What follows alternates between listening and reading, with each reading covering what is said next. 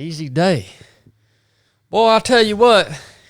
Everybody who's listening today is in for a real treat. We have got the original crew in here for the podcast today. We've got our mother and father, James and Jennifer Wright, the original crew, back together to record a podcast. For any of y'all that don't know, Blake is dad.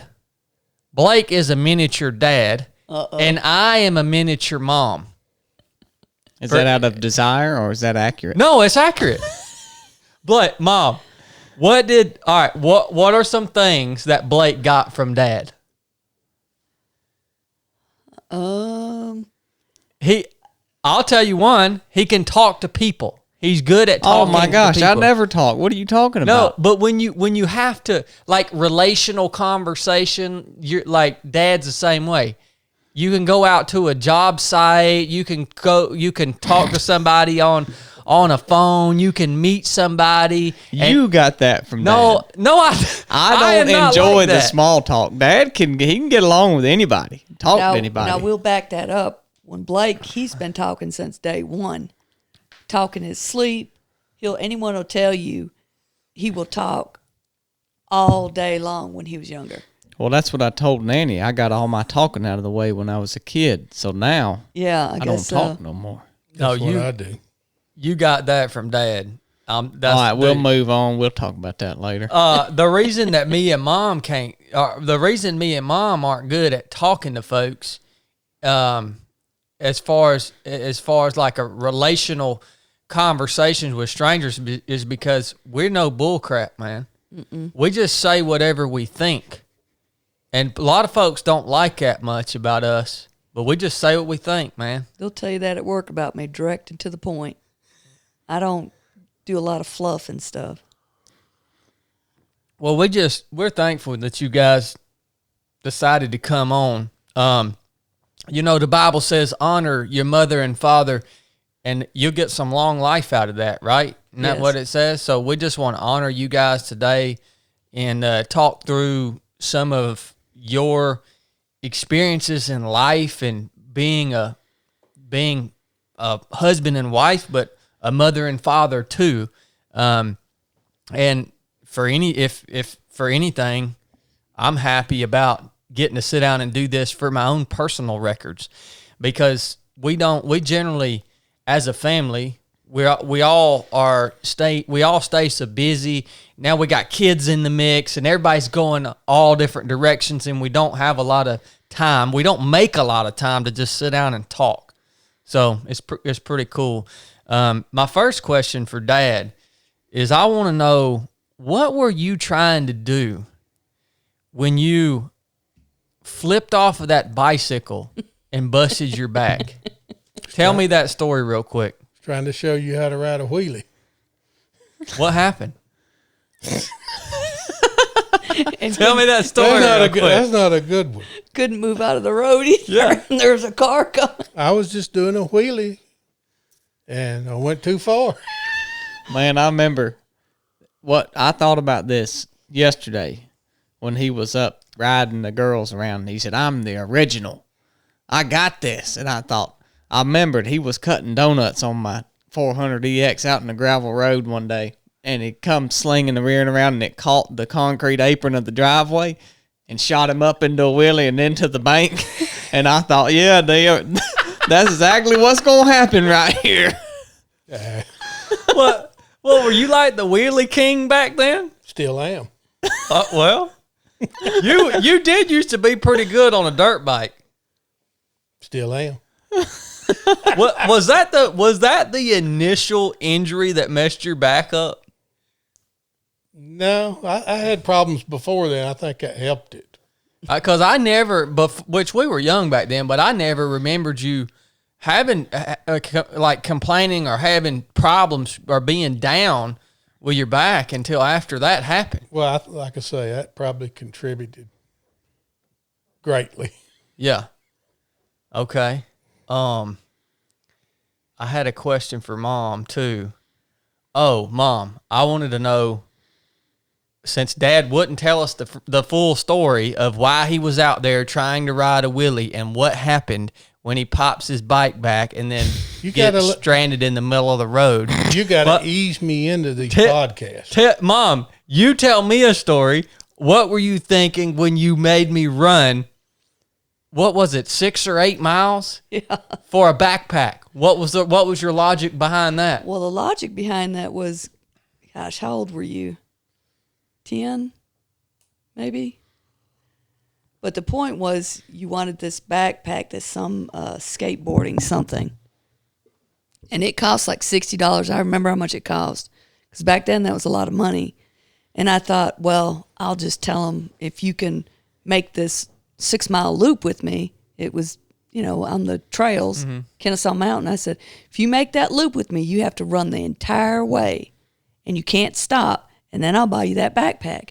And the thought in my mind was, okay, so this is going to be a good way to get out of buying it. He's not going to pitch a fit, and we'll be done with that. And so we were running along. We're getting a couple miles. He's still keeping up with me because I didn't slack on my pace or nothing. Well, maybe just a little bit. But so running, getting a little slow around 4 miles, coming around that loop. And I'm thinking, okay, I got him. He's going to walk now.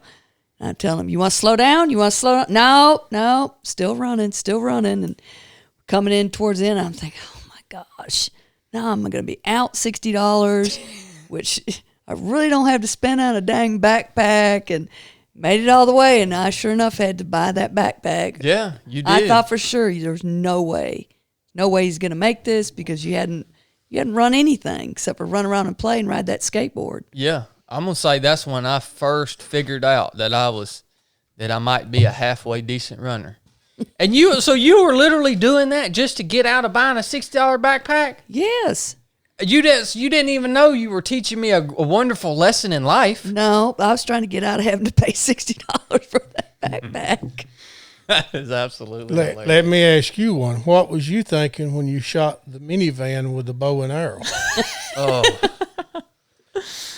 Well,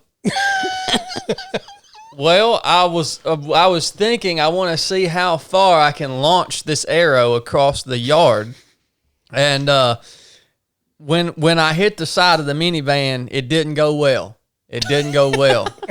Because Dad came over and proceeded to take my bow, my little stick bow from me, and he snapped it over his knee. And that was the end of my bow shooting until we got a little bit older and got some compound bows, and that didn't even last very long. You backed the lamb bolts out too far on mine, blew up on me. Yeah, I backed his out too far, and he went to draw his bow back, and it came apart, and came back and hit him in the face, busted him all up. I mean, we were rough, son. We were rough. I believe it. You can't have anything nice when you have boys either. You might as well take that out of the mix. Well, you guys both, I say we were rough. We Blake and I actually had a wonderful childhood. We were never abused. We were always protected. We were always provided for. We always had enough and even more than we needed. Thankful for all of that. We really don't have. We didn't thankfully didn't have to experience trauma and things like that in our childhood. You guys did a wonderful job. Even looking back, as a kid, I can never remember seeing you guys argue. Yeah. Never. I never remember seeing you guys pick up a beer. Never heard you say a single cuss word. I mean, the whole time we were growing up, I can distinctly remember the first time I saw you guys argue, and y'all had a big falling out about something, and I guess you couldn't hide it, right? But other than that, you guys really kept us isolated from the bad, I don't want to say the bad things, but from just the struggles that every married couple goes through. You know what I mean? I think that's what you got to try to do. I mean, everybody's going to fuss and argue and stuff of that nature, but if you don't need to drag the kids into it, you do that when you have opportunity, when y'all y'all are not around, everybody's going to fuss and argue. Even probably Blake and Kat fuss and argue. Everybody does. I lost my temper the other day. Yes, I'm not perfect, contrary to some people's popular belief. I lost my temper today on QuickBooks. That's another time. I say I lost my temper. I just about pulled my hair out. You about blew a fuse. Did you guys like make a pact in the beginning to not do those things? But here's the thing. I think it's healthy for kids to see you to have an argument. Now, not just a knockout, drag-out argument, but I think it's healthy for kids to see minor arguments or disagreements. That teaches them how to solve those as they get older. And you saw some of those, but they weren't anything major where you would remember a traumatic thing. But I've got a good story on an argument. No, we're not going to go there. Yes, we are. No, we're not. So one time we were really upset. I don't know what we were arguing about. I can't remember to this day. So this was before y'all was born. No, it wasn't. We had, it might have been just Chad, but we drove in the truck to get away, and left you with Nanny and Poppy, I guess. This needs to be edited. No, it doesn't. And we're going down there and we're arguing and turn over and look at him. He's got this big booger hanging out of his nose. And I'm busting out laughing. I don't think it's very funny. I said, oh, but it is funny. It ended the argument. And I think God put that booger in there for a reason. Well, and my point is, we had a wonderful childhood, but you guys didn't necessarily have the same opportunities. No. To have the childhood that Blake and I had, and I just want to go back and talk about what it was like for. We'll start with you, Dad. What it was like for you growing up, how it was different, and how it shaped you into the father that you became for us. Well, I think I had a pretty good childhood. We didn't lack anything really. We just, some things obviously that come along with my brother getting killed in an accident and stuff like that changed my teenage years. But up until that point, great parents, never missed a meal. I had a normal childhood until that.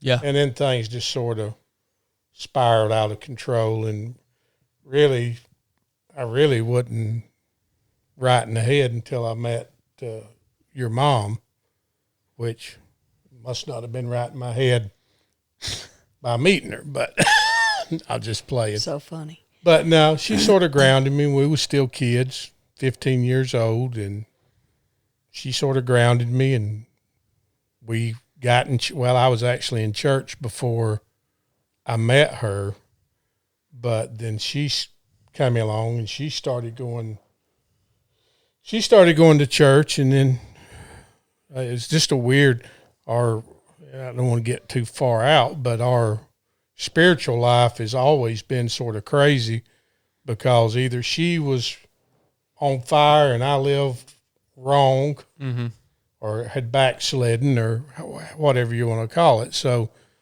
at very few points in our life, we was equal being spiritual.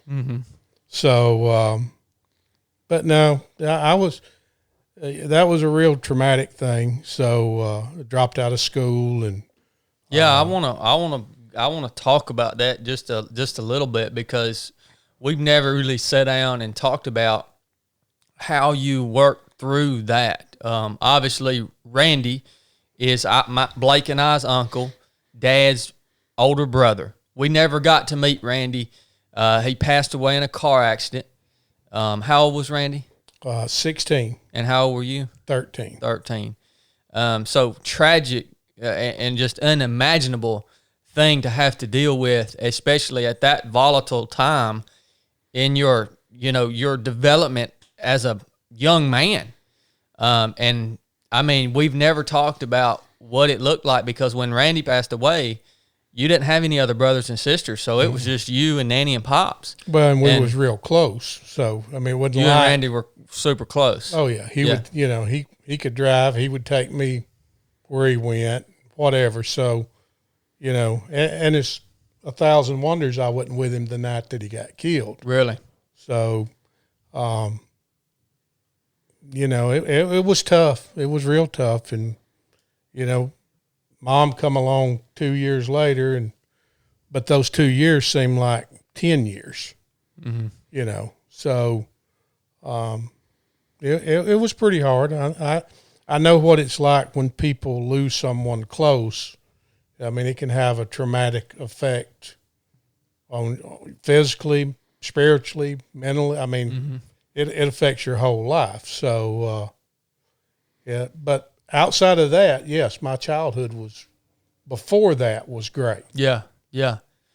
Well, those 2 years that you spent before you met Mom, I mean, what did you have someone to look up to? Did you have a mentor? Did you have somebody that was helping you? I mean, how did you get through it, man? Well, some of his friends come around and helped. Big Nick, remember Big Nick? You know, he would check on me and wow, take me places here and there. The Davis boys, Glenn Wood, Charles. You remember Charles? Yeah. His older brother was Randy's best friend, so he would come around, but it didn't really matter because I didn't want to do nothing. I mean, I just drawed in a shell, and I didn't want to really do anything. Just wanted to be alone, and but there were people trying to help, but I just wanted to be left alone and deal with it on my own. So, not real good at feelings. Yeah. Talking about deep feelings, but it was really tough. And, you know, you lose a loved one, you don't ever get over it. You just learn how to live with it better. So that's especially your best buddy, you know, and he was your best buddy. And the only reason I didn't go with him that night, he was going to the drag strip, and the only reason I didn't go is because I just got some shock covers for my dirt bike. No kidding, man. So I wanted to stay home, put those on. I had some new hand grips, and I thought, you know, man, I want to get all this thing decked out, and I'm just going to stay home. So then I stayed. So I just said, no, I'm not going. So, you know, that there again, that was intended by God, I'm sure. Yeah. I mean, that was put there to keep me from going. So. Yeah. Yeah. I never knew that. I never knew that that's what kept you home that night. Wow, man. Thanks for sharing that with us, Dad. I've never heard that part. And I want to pause there for you, and then I want to give Mom the opportunity just to talk a little bit about the struggles maybe not the struggles, but just what it was like when you were coming up. If you want to talk about the struggles, that's good. If you want to talk about the good stuff, that's good too, whatever. And then I want to bring it up to the point that you guys did meet. Well, I grew up with two alcoholic parents. We moved around a bunch. It was not easy, especially for Phyllis and I. There's 4 girls. Phyllis and I, Phyllis is the oldest, and then I'm 18 months apart. So it wasn't always good. It wasn't always easy. I know when Chad was the first child from anywhere, first grandchild, first everything, and when Phyllis and I decided to start having kids, we decided right then that we were going to be a pact with each other. And if we saw, you know, there's some good things about my parents that we did learn, but there's some things we made a pact that we were not going to do. And that's the biggest thing I always try to share with people, regardless what kind of childhood you grew up in, you have the power to make those changes if you choose to. Is it easy? No. Do you always make the perfect decisions? No. However, you can make that change. if you decide to. So that, you know, it was rough at sometimes. Money, growing up in family of 6, of course, you don't have as much. I think that's why I showered you guys with so much. You want the kids to enjoy what you did. I think what I brought away, something that was good from my childhood, is a bunch of traditions. Christmas traditions, you know, holiday traditions. Now, I didn't grow up in any kind of church, and I know it seems hard to believe, but I know with the young man that you had that experience with the other day, you know, I didn't get saved till I was 17. I knew nothing about anything. I know that seems, people maybe watch this and say, that's impossible in the United States, but it's not. I knew nothing. I didn't know the Christmas story, Easter stories, none of those. So, Yeah. Who, as far as your, you know, you had a lot of siblings growing up.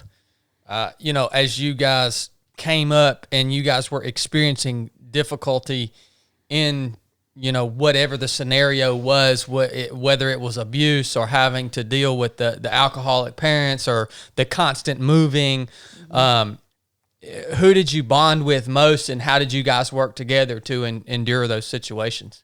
That was the one thing that I do get jealous of, is having a, you know, best friend or something like that. I never got the ability to have that because moving around so much.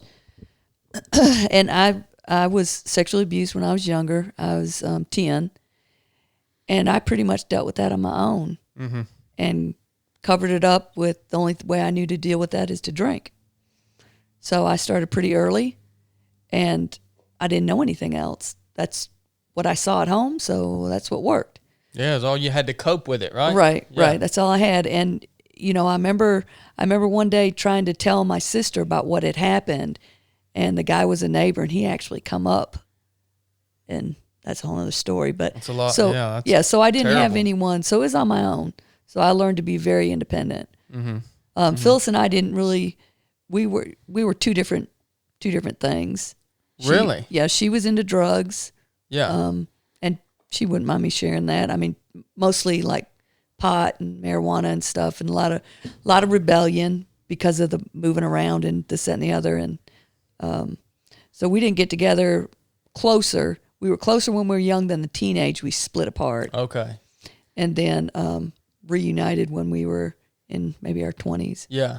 Yeah. So, well, here we've got two different people coming from two totally different family dynamics. How in the world did y'all end up meeting each other? Well, before you get to that, really, to touch things that happen in your childhood, parents need to realize this, do carry over into your adult life. yeah.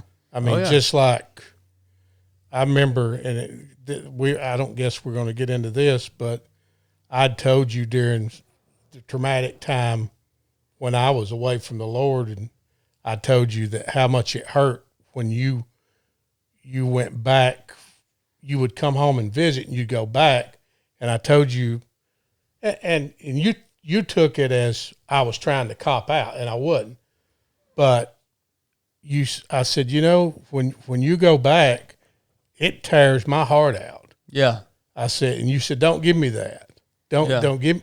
But see, the deal is, and Mom will tell you from, and a lot of it, I've got a law enforcement background, so some of it comes from that too. But when you experience loss, like when y'all was kids, I drove her crazy about watching over y'all. If she went anywhere, it was like, you got to be with them. You better not take your eyes off of them.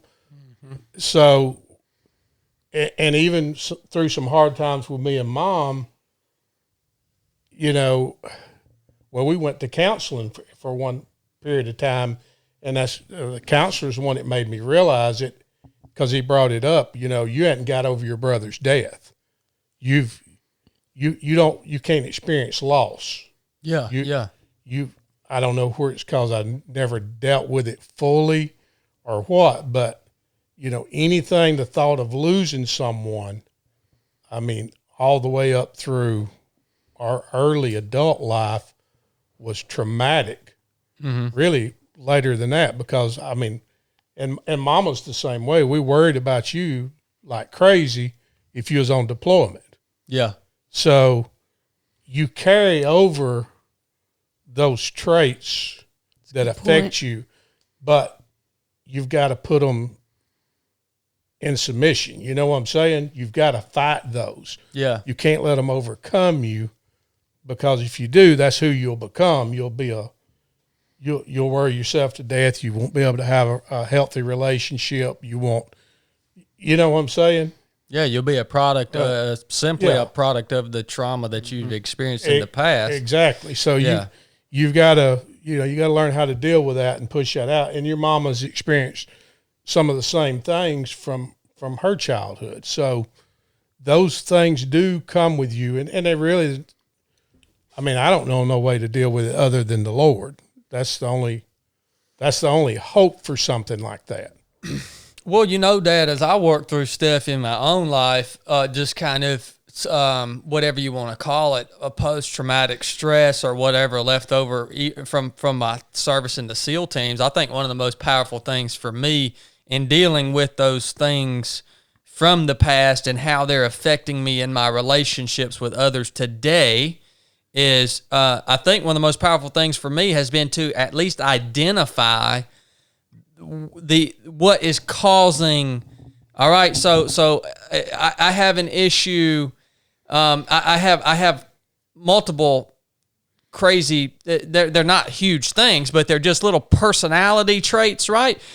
And you think, man, I'm a little bit weird, right? But then when you can identify what to link it to, and you see the cause of it, when you can just call it out and identify it, it helps take a lot of power away from it tremendously. And I don't know, that's not fixing it, but I learned that stuff about myself in counseling. Somebody will help me. I'll tell them what I'm doing, and they're like, "Oh, did that ever happen back when you were in the SEAL teams? Like, did you ever feel that way because of something?" And I'm like, "Oh yeah, that's right, I did." And then I identify it. So sometimes it takes that third party for me to point it out. This is what it is. I make the connection, and then once I identify it, it helps me tremendously. Not that it necessarily fixes it, but it helps me at least approach it in a more healthy way when it comes up. I think that's a good point. But the only way to really and truly, I don't even think until here within the past few years, I mean, you can't get rid of it unless the Lord gets rid of it. So you got to put it in the Lord's hands and let him take care of it. But it never goes away. Well, it never goes. Well, to an extent, it don't. In other words, things don't affect me now the way they did 20 years ago with that. Yeah. Yep. I never knew that was one of your bigger struggles and one of maybe the cause of a lot of tension throughout our childhood. The cause of maybe a lot of tension between you and Mom and y'all's relationship was that traumatic loss that you experienced with your brother.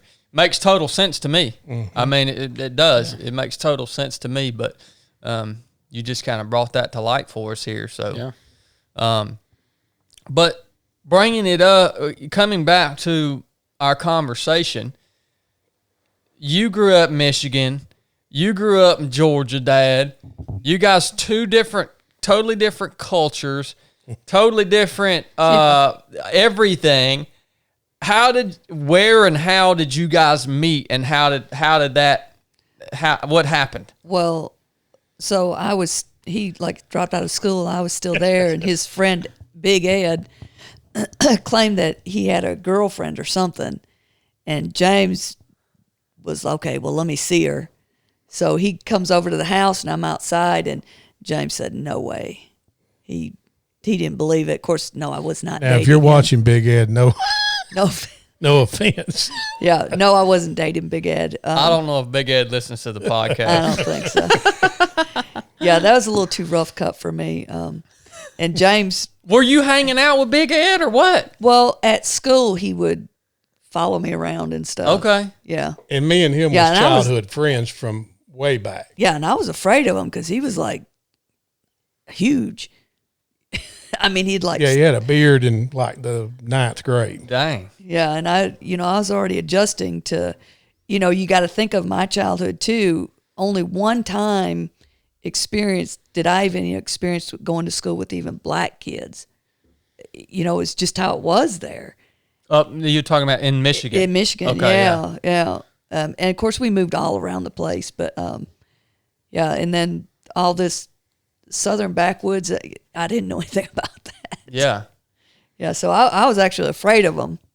So he brought him over there, and then James wanted me to go on a double date with him and Ed and his girlfriend that he had at the time. No, I'm not. Dad wanted you to go on a date Yeah, Daddy wanted me to go You on and Ed? Me and Ed. with him and his girlfriend. Yeah, And she him. chased me from that point on. I think that's backwards. Yeah, because I was dating another boy at the time, and so he cut in on the other guy, and that was that. Well, darn, Big Ed. Poor Big Ed, man. He got roped into wrong this end. whole thing. He was the originator of it all. Have y'all ever thanked him for that? No, Well, I don't think so. Charles played a role in that too. Yeah, My buddy Charles. Yeah. 'Cause he lived down the street, and him and Jenny was friends. So when I found out she didn't want to have nothing, that she wasn't going to date Ed, so I sort of pursued her, and Charles was my in to get me in down to see her yeah. because they was friends, so I could sort of tag along, and Well, and I was still dating that other boy. yeah. Yeah, and I made more friends. I was kind of like Brooke. I had more friends with boys than I did girls. Yeah. Like, I'm very direct and to the point. I'm not prissy. I'm not, I'm not in someone that likes drama, all those things. I don't want any part of that. So, Well, I think it's a interesting thing we should point out also that you guys were born on the exact same day of the exact same year. now wait a minute. He's 2 hours older than me. All right, Dad is 2 hours older than Mom. So when you guys met, how old were you guys at this point? 15.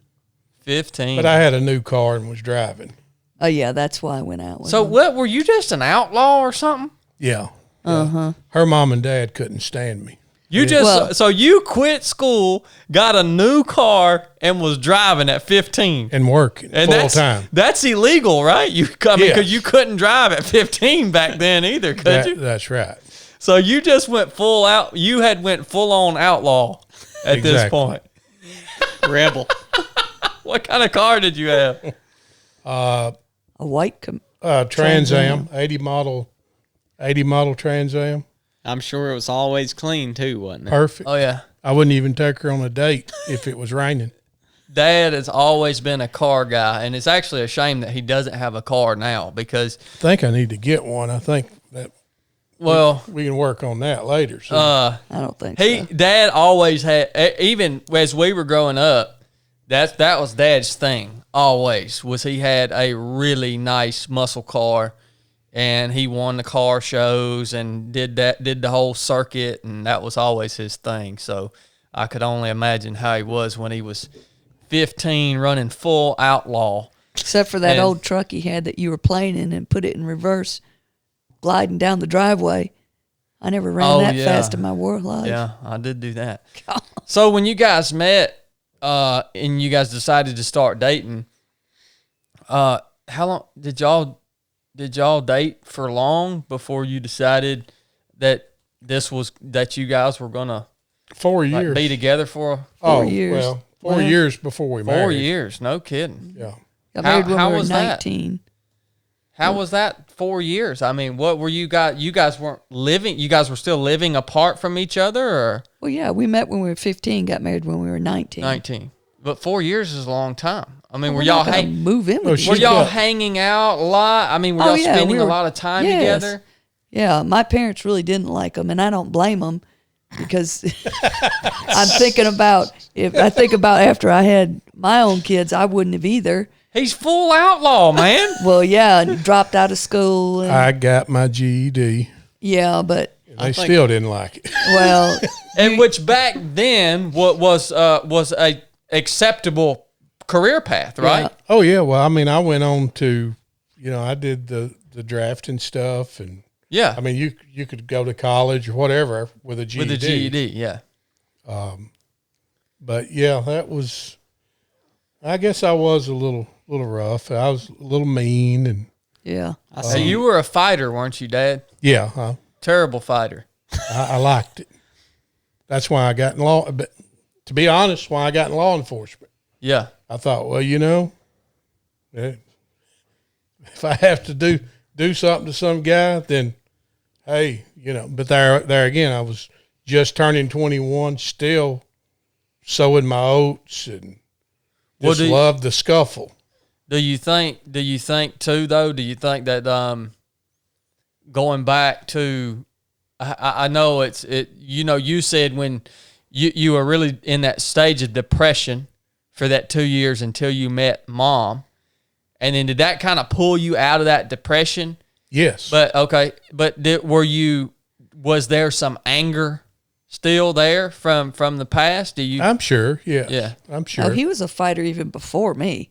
Well, Okay, yeah. I so mean, you always were there. Yeah. me and Randy would fight Elementary school. and the kids would hide in closets and stuff when we'd get to fighting because our buddies, because it would get rough. So there's no undercurrent to the fighting. You just like to fight. When, I'm glad you I'm glad you keep a sore back. well, But He'd be fighting everybody. there's no fight in me now except for Jesus. so you guys are dating for 4 years, which is a long time. Obviously, Granny and Grandpa don't like Dad, which is probably causing a lot of problems for you. Oh, yeah. But Dad is doing better because now he has you, which is kind of helping him out of that place that I think he it had helped the been whole in. family as a whole just Okay. kind of fill the void. So when you guys would hang out, would you just hang out at Nanny and Pops' house? Most Yeah. of the time, yeah. Yeah.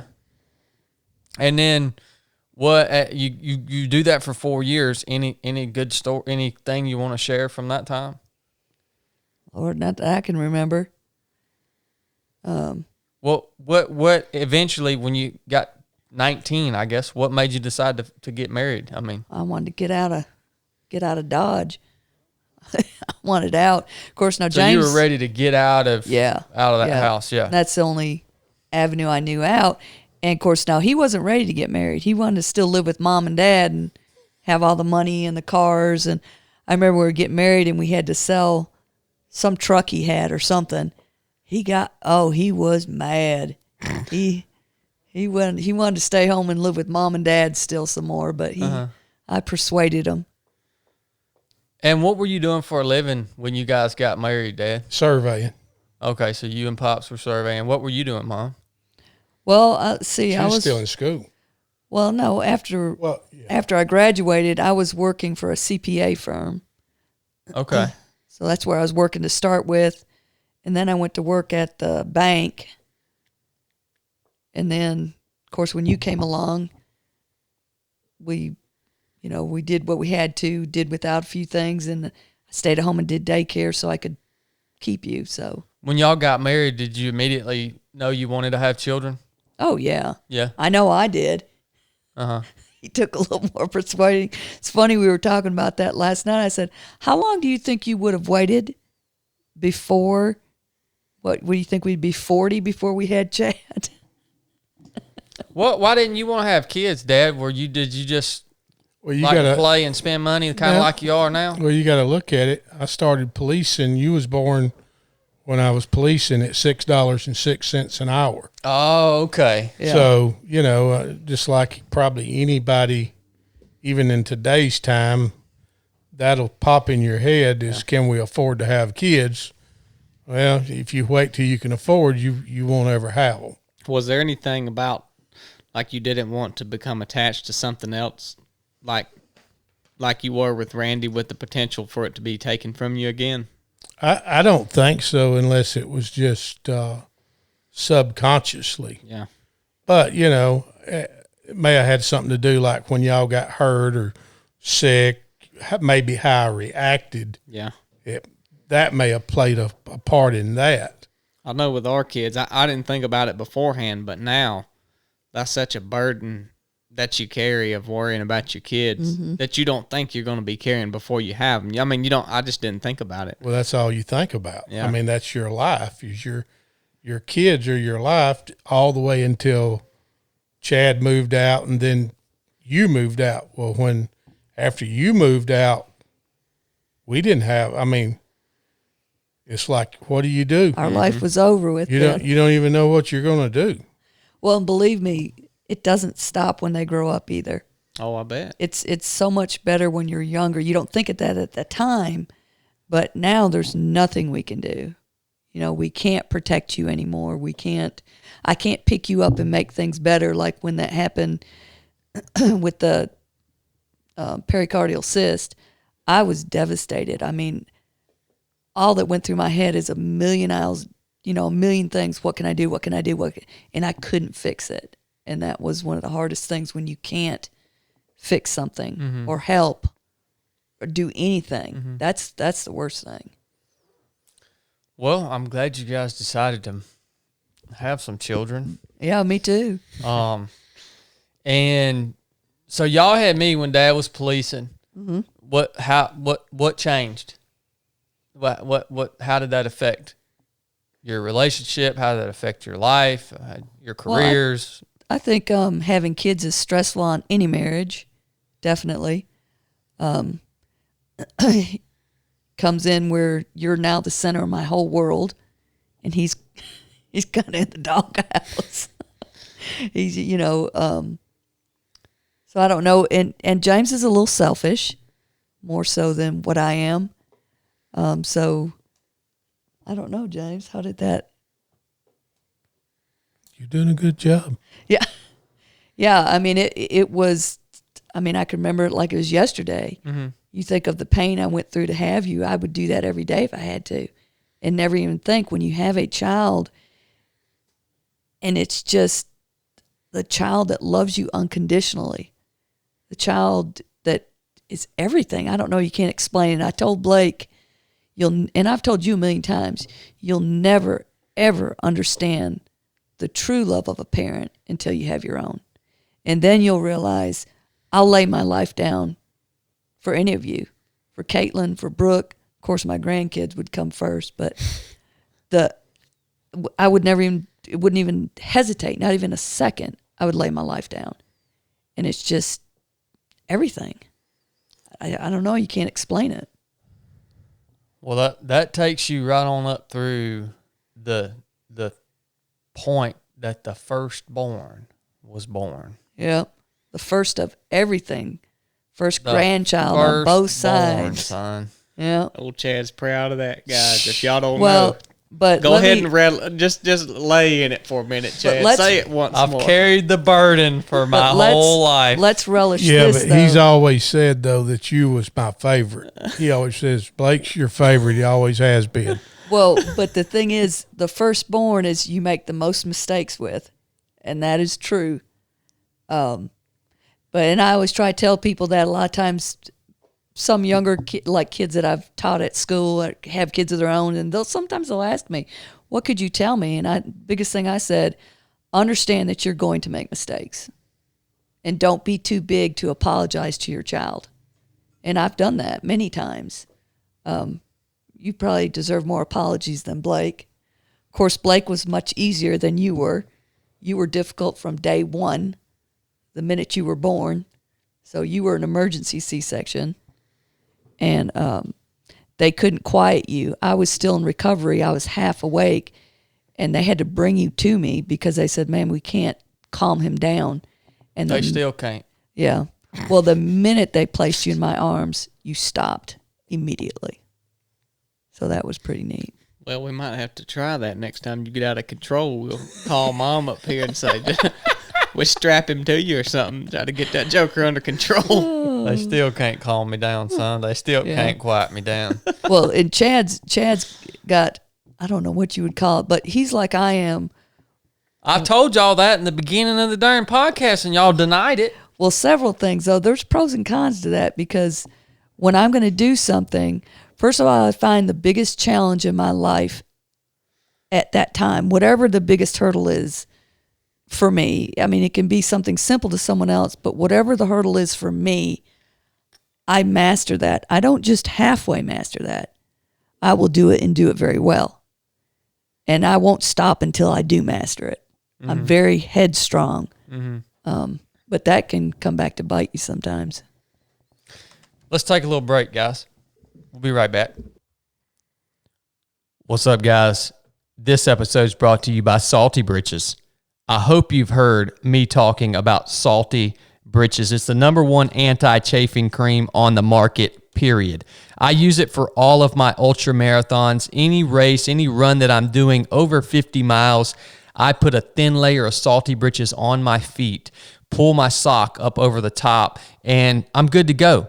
One application of Salty Britches has kept me comfortable, blister-free, chafe-free for over 100 miles of continuous running in the Georgia heat. One application, yeah. And I apply this stuff to any hot spot on my body that would normally chafe or blister or whatever it may be. It's a game changer. I got my fill of chafing and SEAL training. Yeah, it sucks. I don't enjoy it, which is why I'm so passionate about Salty Britches. Also, this stuff is made in America. The owner of Salty Britches, Amy, is an amazing human being that really has poured her heart and soul into making the best product that can possibly be made, and she has achieved that. Look, buy some Salty Britches, throw some in your running box, throw some in your everyday carry bag, throw some in your backpack, and when you need it, you're going to be really glad you have it. Order yours at getsaltybritches.com. Use pro code 3 of 7, the number 3, lowercase OF, the number 7 for 20% off your purchase from Salty Britches. Follow them on Instagram at getsaltybritches. Hey, we love you, Salty Britches. Thanks for being there when we need you.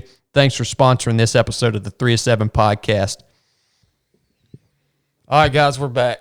Mom was just talking about how whenever she has an obstacle or a hurdle in front of her, how she gets front sight focused on it, she attacks it and masters it.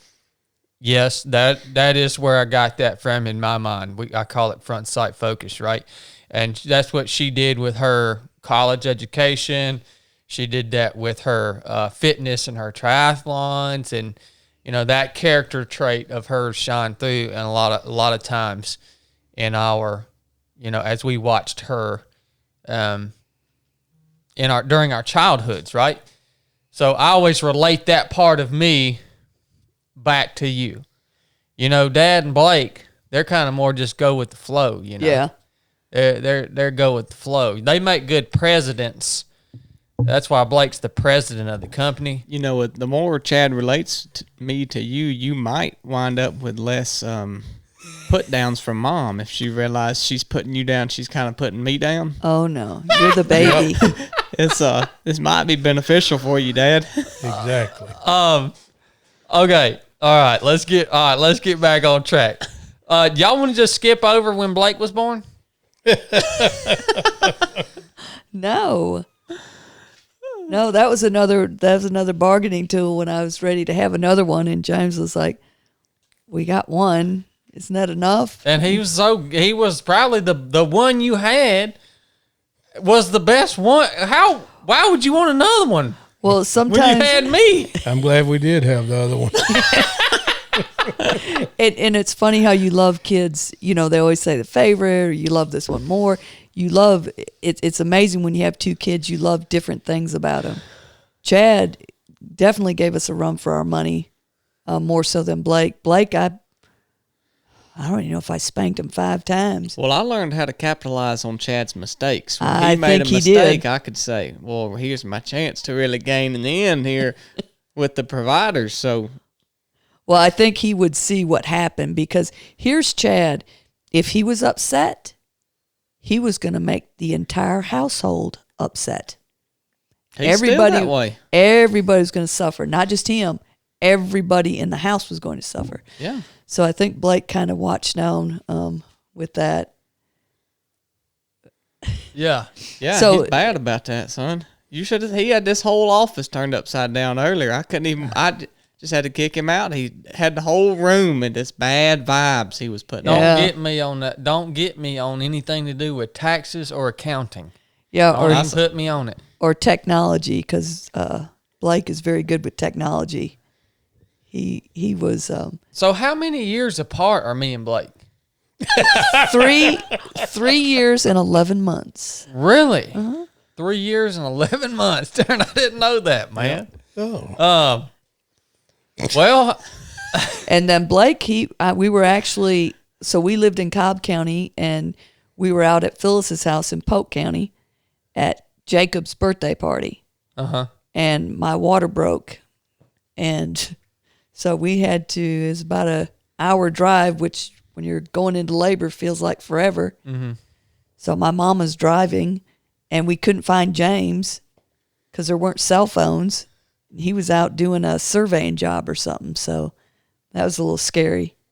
I bet. Yeah. and so you were. When did you get out of the police work, Dad? I was policing then too. And surveying. Yeah. Yeah. Okay. This is why you guys hear me a lot of times say that Blake and I were raised in a big way, especially in our younger life, by a bunch of women, our mom and our aunts. And it's because our dad, our grandfather, they owned a surveying business. They worked 2 jobs. They were essentially, Mom, you worked your way into the daycare thing, Right. so you could be home and earn money and spend time with us, right? Which Exactly. was a wonderful thing.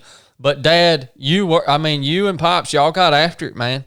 Oh yeah. Y'all got after it, and y'all did very well in business for a lot of years. Yeah. And so we're coming up out off of Powder Springs Road. We have that was an awesome place to grow up, by the way. We grew up. We lived in and no, it might not have been the best for you guys, but for us as kids, it was awesome because we had our house, and then across the yard was our grandparents' house. So we could go back and forth. And our grandfather, we called him Pops. He just passed away not long ago. And Pops was always the one, if you wanted a ATV or something big, some big new toy, right? Y'all would actually send us to Pops, right? James probably did. Yeah. Y'all would send us to Pops, and we'd go over there, and 9 times out of 10, he would get us if we asked for something. Now I'm not saying that I don't ever feel like I was just spoiled rotten. Oh no, But y'all we were didn't, taken care of. That, y'all didn't have an abundance of anything, but you never really lacked a heck of a lot. and Pops made us work too. I mean, Pops would not only make us work in the business, surveying with you guys from a very young age, but even cutting the grass. I mean, Pops would always give us an opportunity to work for our money. Yeah. He always did that.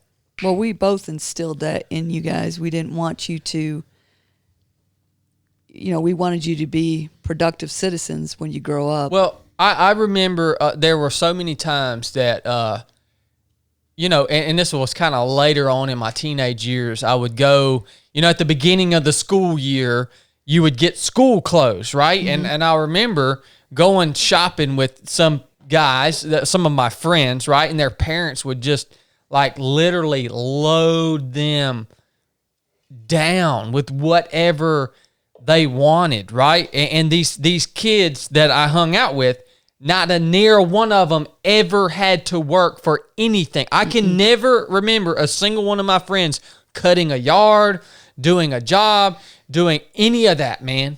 None of them. No. And guess what they are now? They're turds. A lot of them were. They weren't turds then. They were never required to work for anything. They didn't know the value of nothing. And we were required to work. We weren't required to like work for our dinner, but if we wanted like the backpack I wanted, well, I was required to go out on a 6-mile trail run. Yeah. And I worked with, I don't know when I started working with you guys the summers survey, and I want to say I was probably 13, 12. You were probably younger than that. Yeah, I was very young, and actually going out with responsibility, to where I'm having to perform tasks that matter, right? Yeah. And that was a wonderful thing, a wonderful opportunity that, Dad and Pops and you, Mom, gave us. Well, we even made you, when the summertime came and you would work, we would make you pay, what do we call it? We came up with something like rent or something when you were a little older. We'd make you pay us a portion of that. Now, you didn't realize it, but we just kept that money and put it back. And then later in the year when you wanted something, that's where we'd get that money from. Yeah. I don't know if you ever knew no, that. I didn't. Yeah, because you would pitch a fit. I work for this money and blah, blah, blah. We'd argue with it.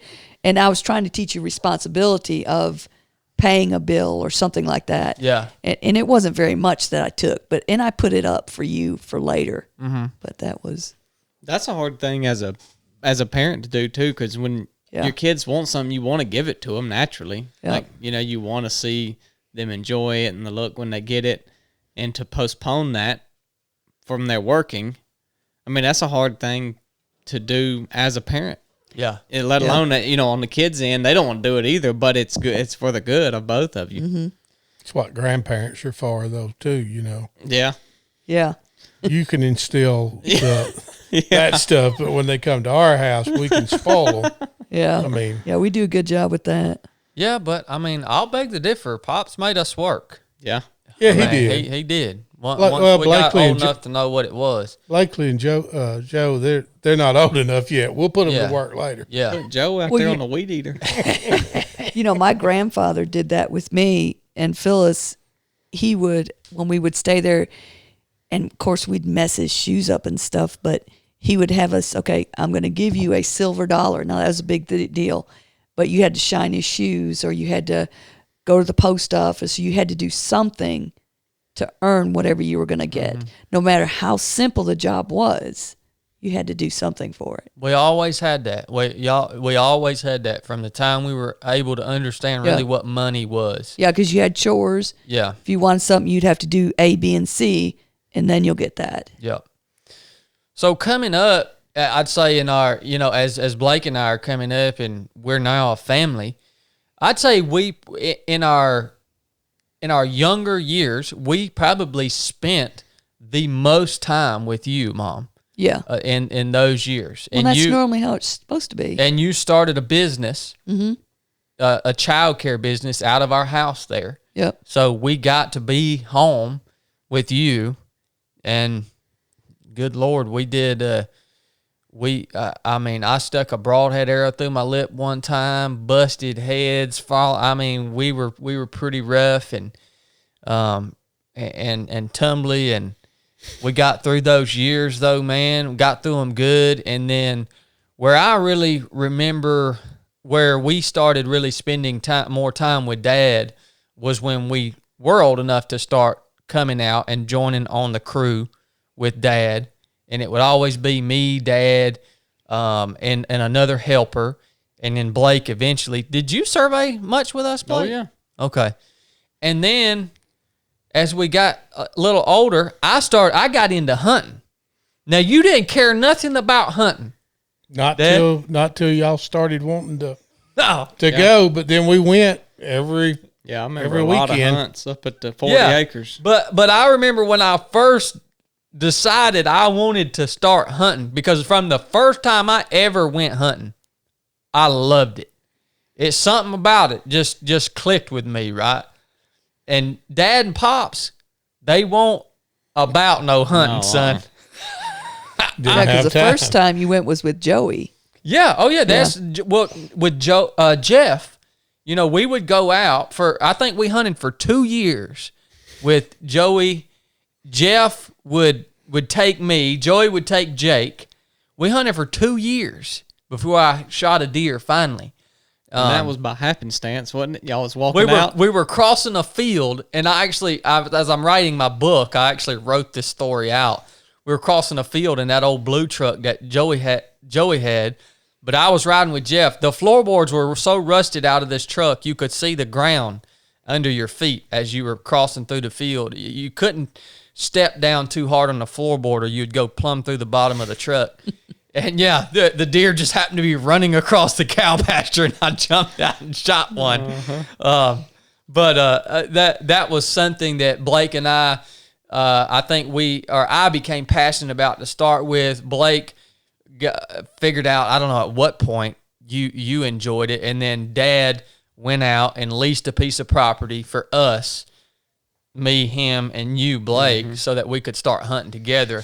And then we had a lot of good memories doing that together for a lot of years, man. We'd haul the ATVs out there. We'd set up a big tent. Y'all remember when we took old Daniel out there camping with us that time? Yes. Crapped on the side of the tent. He was scared of everything.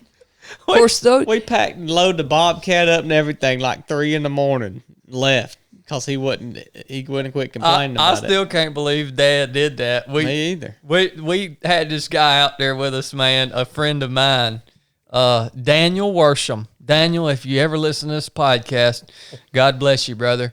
Daniel got so scared that night. We had set up a massive camp there on the hunting property. We were riding four-wheelers and working and, this and that. And the coyote started up that night.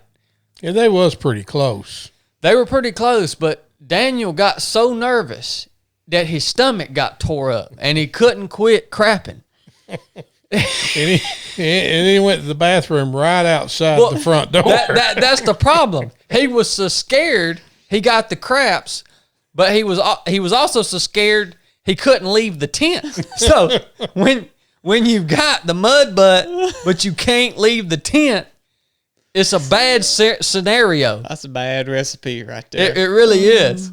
So, man, we had all kind of good times out there. I remember when maybe Greg Willingham was with us. We didn't have a tractor or nothing to cut that grass with, and everyone hauled their tractor mowers out. We had an army of tractor mowers out there cutting that field, probably 3 foot high grass, getting it cut down. We did all kinds of stuff, man. I'll never forget the morning all these stories revolve around having the craps, but we got up one morning to go turkey hunting, and me and Dad and Blake loaded up in the truck, and we rolled out the house and went to Martin's to get a biscuit. Hey, this is 5 a.m. Yeah, 5 a.m. I'm still sleeping. We're all fired up about going turkey hunting. And Dad pulls up through the drive-through of Martin's and craps his pants. And we had after he eat the biscuit. Yeah. We had to turn around and go home. We didn't even go hunting, did we? Yeah, we went hunting. Yeah. You cleaned yourself up and we went on hunting. Well, I remember coming in home and I said, "What are you doing?"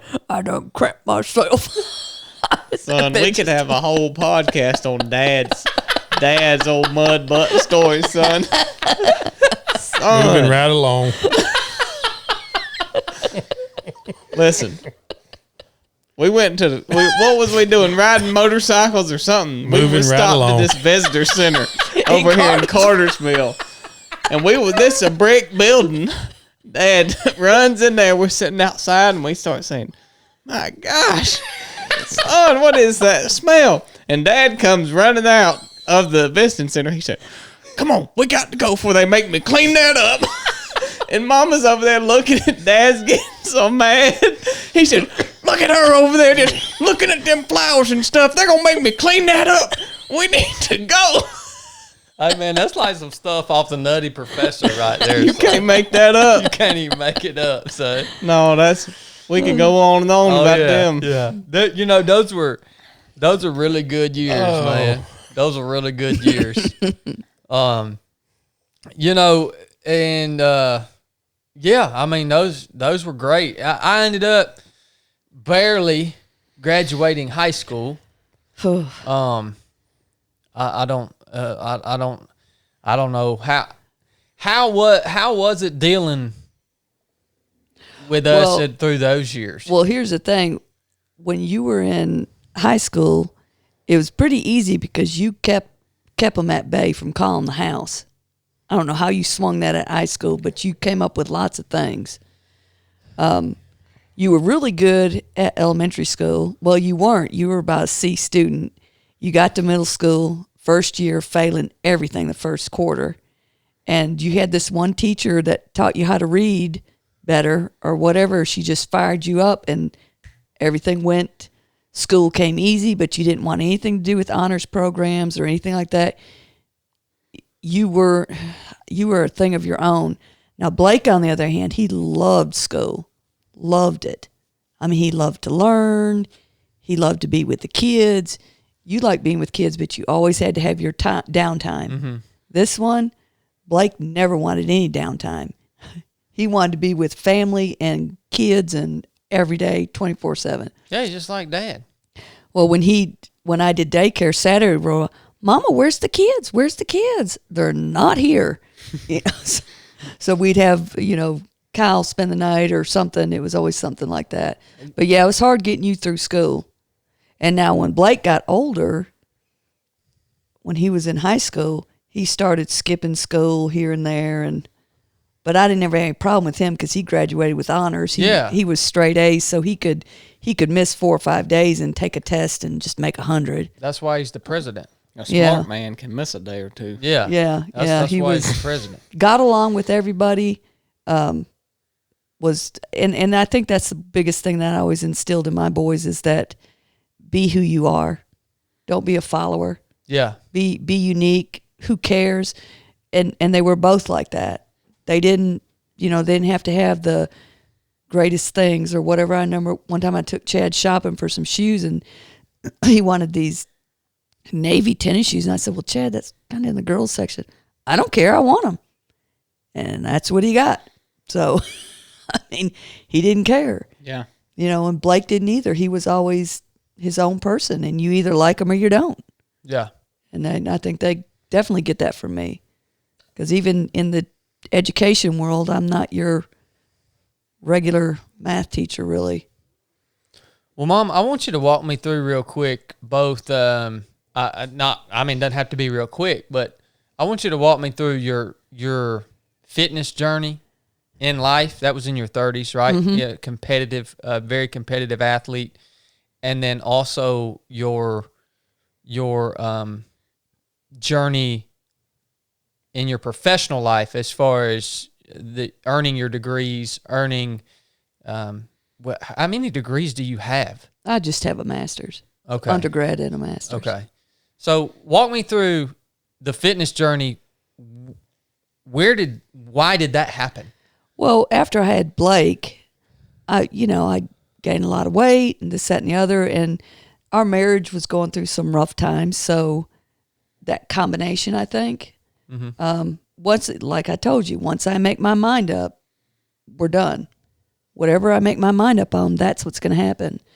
So I just started where we lived down the street. I'd run from one lamppost to the next, then 2 lampposts. So it started like that. And one thing added to another. Started running, mastered 6 miles, then 12, then 13. And I said, well, I tried a triathlon one time, just a mini one, and I was hooked. Mm-hmm. I mean, I never mastered the swimming, but I won quite a few of them. Mm-hmm. I got to do an Olympic distance, which was you would swim a mile, bike 30, and run 6, 10K. So I got to doing that, and I did a couple marathons in the wintertime. Marathons weren't much of my thing. I liked the triathlons better because it changed it up. Yeah. And I liked a lot of the mountain stuff. Yeah. And we always did that. I mean, every Saturday we'd run, I'd run 18 miles and then I'd get up really early where you kids would still be sleeping. Yeah, you would. Yeah, I'd get up real early and I'd have it done and we'd be ready to go. I'd take you guys hiking or playing in the woods or wherever we were going. Mm-hmm. Never missed a beat. Yeah. And that was, I did that in it. I loved it. It's just it's a high that unless you run or do activities, you don't know what it feels like. It's weird. Now, did that kind of taper off when you decided you wanted to start college? Yeah, so then when Daddy started having all this trouble with his back and the doctors pretty much told us after he wrecked the bicycle, the story that he wouldn't tell us about. Yeah. Yeah. one thing after another, things got worse. And they said that, eventually he's not going to be able to work. They couldn't give us any time frame. So I knew I had to step it up because I was happy doing what I was doing, but I was going to have to make more money. Mm-hmm. So I started school, and I didn't have time anymore because I had to go to school full time, work full time, and take care of the family. Mm-hmm. So that was rough. But I got my undergrad, graduated cum laude, and then about 2 years later got my master's, and just loved teaching, and I was good at what I do. Yeah, you crushed college, man. Yeah, and I crushed teaching too. I took a lot of pride and I think where I did mess up, the mistake that I made is I put too much time into my work, and kind of missed some time with you guys. Sometimes I feel guilty about that. I don't remember that. Well, you were busy doing your own thing. But so I did that, and I never dreamed I could ever master. Math was always extremely hard for me. I didn't make good choices in high school, and it was very, very difficult, but that was my obstacle. And then I never dreamed I could ever teach high school math, ever. I always thought that was unattainable. And I switched it and decided to do that and got certified for that, and that's where I'm at. So got a lot of awards at school and all that kind of stuff. Yeah, that was a huge span for you of really a lot of achievement, a lot of breaking new ground on not only your fitness journey and racing and this and that, but then transitioning into school at that age with kids and a family and all that. I mean, you broke a lot of you broke the mold on that one, really, for somebody. Yeah, especially in those days and in the place where we lived. Right. It was kind of a, is an affluent community. We weren't in the affluent part. Yeah. Yeah. That's right. But you do when you're like that, I knew, I'm that type of person. I see what needs to get done and I get it done. Mm-hmm. I needed to step up, and I knew I had to. That wasn't a choice. I mean, I guess it was a choice, but it was the welfare of my children, and my boys were my life. They always will be, and that's what I had to do, and I sucked it up, put my big girl pants on, and accomplished it. Dad, how were you feeling when you did get that news about your chronic, you have a chronic debilitating back? What is it genetic? Is it's a diagnosis, but some of it's acquired, some of it's congenital. Yeah. But when you got that diagnosis and you realize, well, this is going to basically get worse throughout my life, you realize that there was going to be a point where you potentially would not be able to potentially even walk. I mean, I know that's they've told you that before. And Mom had to step up and get that education to fill that role. I mean, were you supportive? Was it hard for you to have to kind of see her have to go through that and step up like that? Because I think you took a lot of pride into being the overarching provider. You know what I mean? I think I did. I think I did pretty good, don't you? With you going to school? I mean, well, yeah, you weren't going to complain about it. You never complained about making more money. What were you doing when you got that diagnosis for a living? Surveying? Yeah, I was surveying then. And he'd be out of work for weeks at a time. I don't ever remember that. That's funny. I would go to work sometimes and couldn't even hardly walk, but I would still go in and work because we had to work. Yeah. Yeah, because we went a long span without insurance too. But yeah, we did. The old Daredevil over there cost us a fortune. Mm-hmm. Mm-hmm. So that was pretty much. It was just, you just saw it. Hey, this is what it is, and thankful that Mom stepped up to the plate at least to establish that foundation in case y'all ever had to fall back on it. Oh yeah. Yeah. It was great that she did what she did. Yeah. I mean, I continued to work, and she got her degree, and all that did was make our future a little better. Yeah. So Yeah. I know there's a couple of times we talked about it, how if I hadn't have done that, we would have been out on the street. oh yeah, A couple circumstances yeah. when, and a couple of different. like when Work the was slow, economy shut down. yeah, that pulled us through. Yeah. And especially in the profession that you chose, you've had great job security. Oh yeah, And because you do a great job at your job, obviously. yeah. You have great job security, which is carried us Well, as a family I through. take a lot of pride because I really know in my heart that this is what God anointed me to do. He blessed me to be an encourager, someone to inspire other people, to lift other people up. That's my gift. That's my gift, and I believe Blake has the same gift. No, but- I have that gift. Oh, Blake doesn't. You don't have all the gifts, son. Blake is much more patient, but it is a gift to, especially education, what it does, and because I struggled so much in math, that made me a better math teacher. I can relate and have compassion on those kids that don't get it, and I'll have kids that I run into. Some of them I don't remember their names, or they look so much different, and they'll scream across the parking lot at me, and that means everything to me, because it makes, okay, what I went through, what I did, everything was worth it. Well, I want to bounce forward to, I guess I think that I had left. Well, I just want to. I think it was tough for all of us when I left the first time to go into the Navy.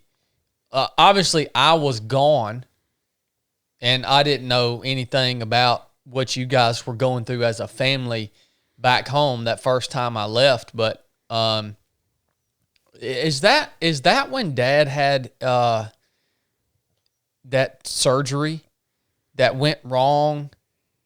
And No, actually, you was back home. was I home then? Yeah, that So- was after that. Yeah, That's after he graduated, wasn't it?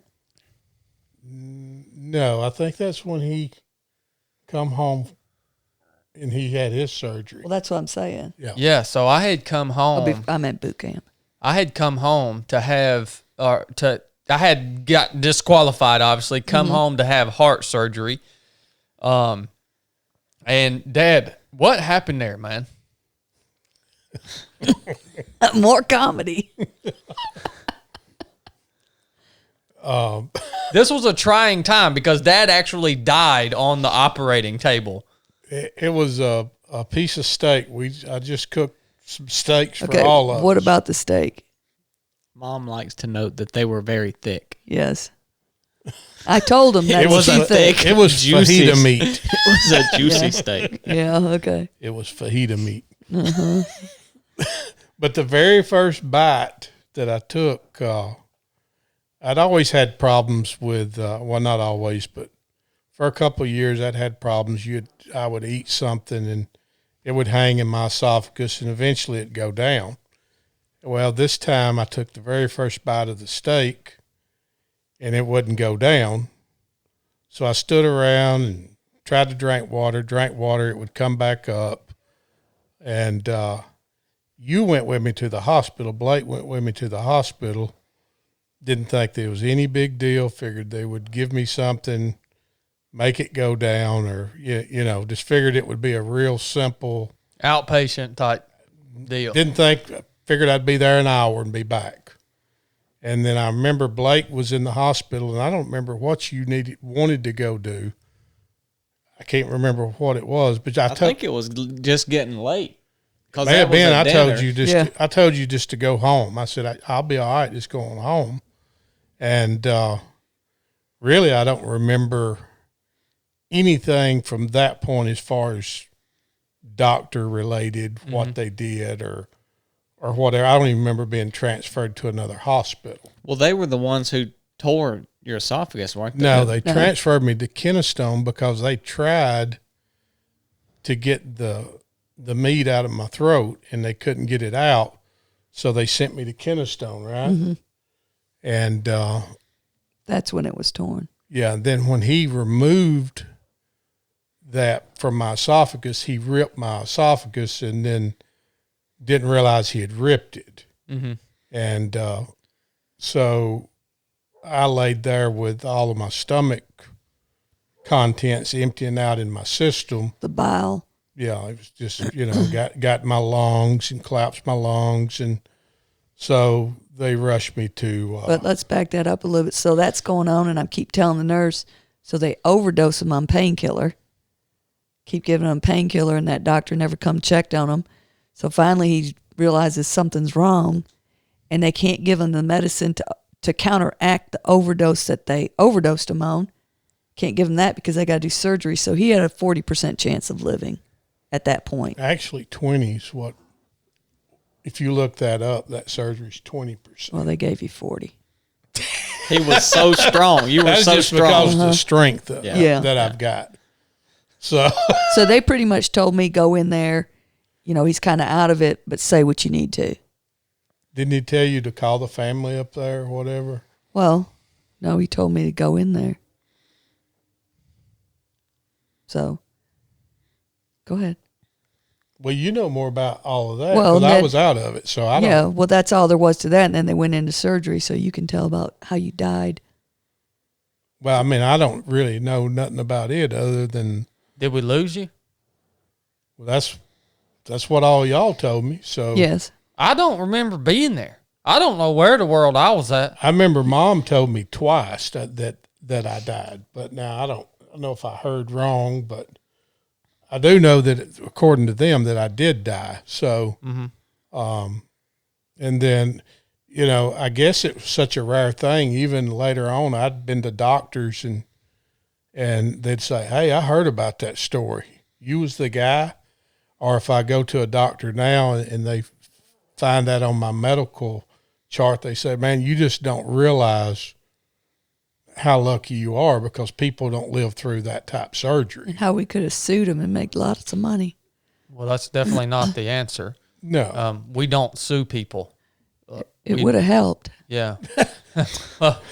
Well, we don't sue people. Well, and the way I looked at that, speaking of suing, and I'd actually even said that to your mother. I said, this man saved my life. Mm-hmm. I mean, his surgery, I ain't going to say he did. God saved my life, but he was willing to do it. He made the mistake, but he went in there and did what he was supposed to do. A physician, I guess, could have did something like that. We'd never know the difference if I had died. Nobody, you know what I'm saying? So no, I'm 100%. I mean, but well, the reason I asked you about this story is because I think this was a little, maybe not a little, but this was a big reset for you in life, wasn't it? Didn't it rock you back on your heels a little bit? It was, because when I did die, I had I don't really know how to describe it, because you can't describe it. The peace that I felt, I don't know how to say what I felt because I've never experienced it on earth. And basically it was like, didn't see the light, wasn't no audible stuff, but if you ever study anybody that died and had an experience, it's almost, everyone will say, it's like the being you're talking to, which I'm saying God, is like he reads your thoughts. You ain't got to say nothing. He knows what you're communicating just by your thoughts. That's the only way I know how to describe it. Mm-hmm. And the way, there were several things that went through my mind, but the big thing is he told me, said, well, you want to stay here, or do you want to go back and take care of your family like you should and do the things that you need to do? Mm-hmm. So I come back, and what was it, a 9-month recovery? Yeah, it's a long I time. think it was 9 months. But, I'm getting way ahead of myself. Well, I come back, got healed, and then fell away from the Lord again after something that great that I experienced. I mean, how foolish could someone be to fall back on their, and me and you had these conversations, and we won't get into that, but how foolish is it to experience a personal encounter with the Lord and then fall back on your faith? I mean, thankfully, things are great between me and my Savior now, but I fell away from the Lord after some period of time had went by after I had healed, which, 9 months to heal, probably went another year. So 2 years after this encounter, I fell away from the Lord again. And I always say, I think the Lord will let you get so far out, and he will reel you back in no matter what. I mean, I think at that point in life, that's probably what it took. And then the other traumatic event in our life is like, all right, buddy, I've done told you one time, Yeah. you better get it right. Yeah. And so I got it right. Yeah. So that's where all that goes. Yeah. You've went through a very significant process in your faith, in your walk with Jesus. And, it's, I mean, we've, of course, back then, I had no relationship with Jesus. It just, we are all as a family in the best place that we've ever been in when it comes to each of us with our own personal relationships with Jesus. But boy, it's been a heck of a darn process for all of us. It really has been a rocky road. I mean, yeah. I think it's a good example about that even if you, whatever you want to call it, stray or whatever people call it, get off track, that don't ever think that it's too late. Yeah. Or that it's too far gone, because well, I think this whole family's a living testimony of, no, it's not. Well, to think if you've been saved that you will be perfect. When you're straying, that you're straying. I really think, and you've taught some stuff on it with the reprobate mind and stuff, but I think once you've been saved, when you're doing wrong, and there's little things. God stays. There'll be things that come up. You don't get away from him. You can't outrun him. Yeah. Well, you'll always feel that conviction. Exactly. That you're doing something. Now your conviction may get a little bit weaker or not as stingful. It's just like going to church. If you quit going to church, that very first few weeks, you'll think, man, I should have went to church today. I should have just got up and went on no matter what. Well, after you do that for 6 or 8 weeks, not going to church is that big a deal because you've got a custom knot, but you still know, hey, I probably should be there. You hope you still know. If you ever don't still know, there's no coming back. But the conviction strength, I think once you start veering off, you can go a long ways. And I think that he will get you, whether it be death, whether it be near death, whether it be marriage come to an end, a loss of a family member, I think he will get your attention no matter what. So, because that's most important to him above any comfort that we have. exactly. So, looking back on the process that you've endured in your personal journey, your personal process with Jesus, what would you say? What advice would you give to your brothers and sisters that may be seeing little things in their lives where maybe they're veering off of that path that was meant for them? I think you need to get in the Word, get around Christian people, whatever you need to do to get him back in your life before you end up with some kind of tragic event, because it will happen. It will happen.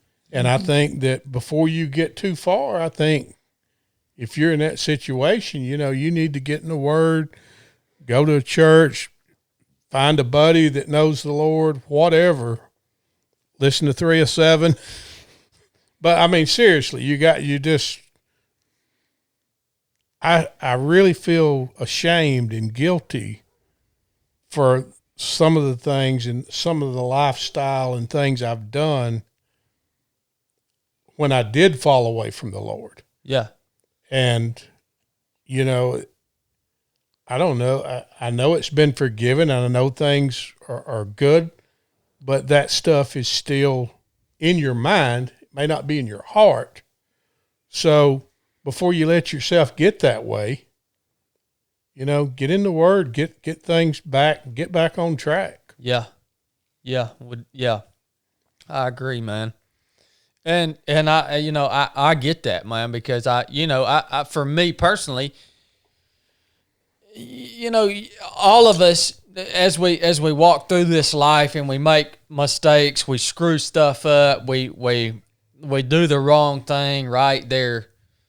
I think there is some guilt or whatever that lingers, right?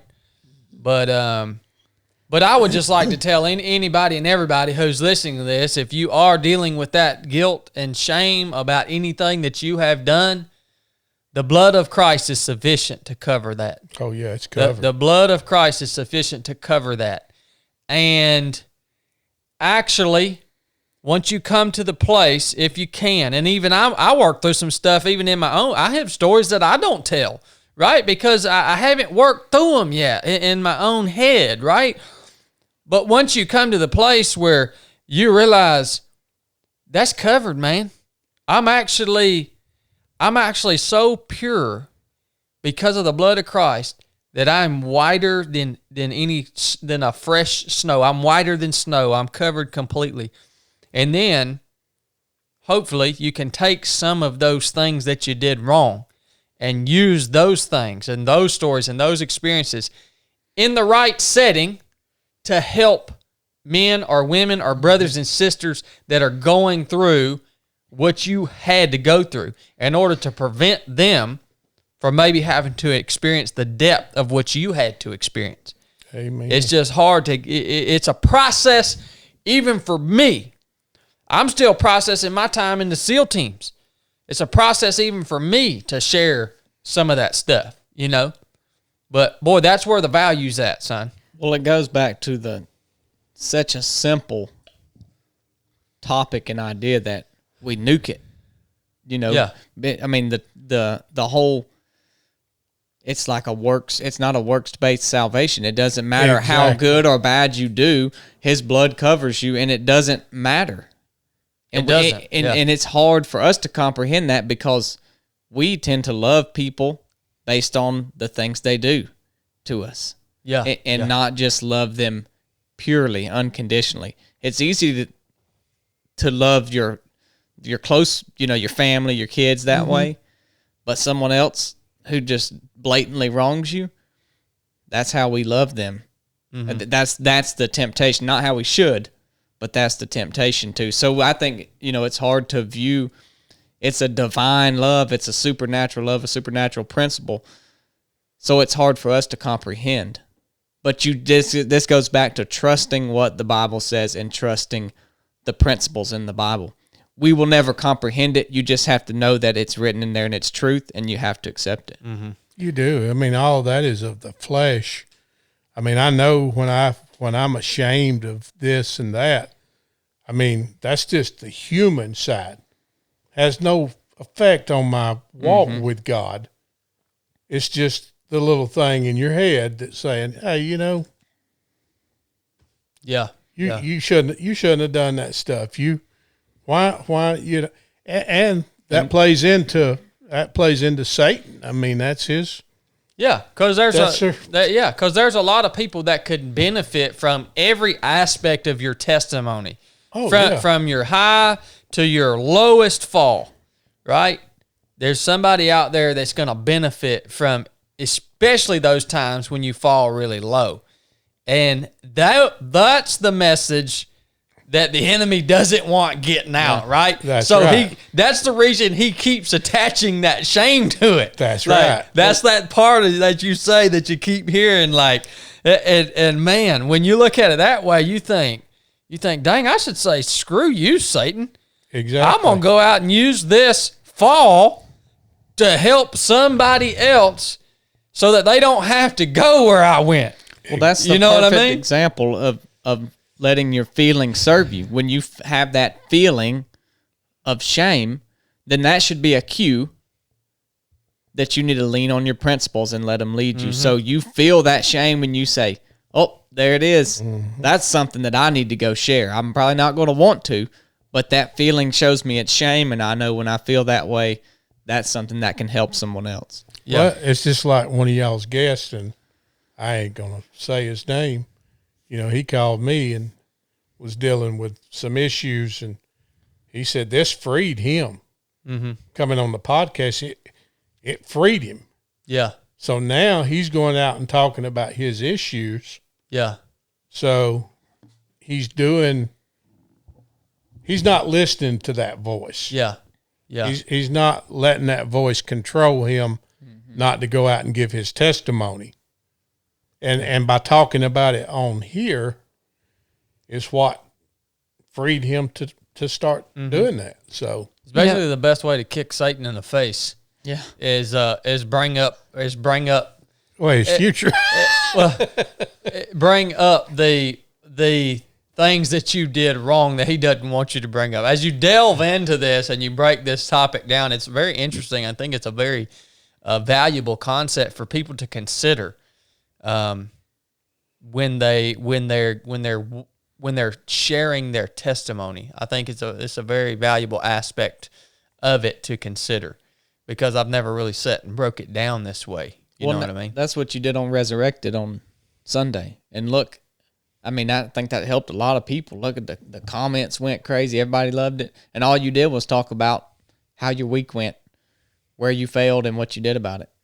Yeah, that's a good point. That's a good point. Well, you know, one of the things I want to share is I went through something very traumatic that I deal with every day still. But that James Cordell, he's the one that he made a simple statement that brought me lowest I've ever felt in my entire life. And he said, well, you know what? When Christ sees you, he sees righteousness. And I just looked at him like, that's impossible. That's not possible. I don't know what you're talking about. And he just looked at me and repeated it. And ever since then, when I deal with that, that's what I say to myself. No, because that's not what he sees. Here's what he sees. Well, once you're forgiven, it's almost like he don't even know what you're talking about. If you bring it up to the Lord, it's like, I already forgave you for that. That's gone. Why are you still bringing this up? Right. Yeah. And that's a part of me and how I grew up, you know. It's the flesh. It's everybody. It's never good enough. I don't care what you do. It's never enough. It's never good enough, blah, blah, blah. But for anyone out there that suffers from that, always remember when God sees you, he sees righteousness. That's all he sees. Mm-hmm. Now, Mom, what is your testimony? Because I know when we were very young, you were very close to God. Yeah. You were very close to Jesus. Very, extremely close to Jesus from what in those young years, I don't know how old we were, but, and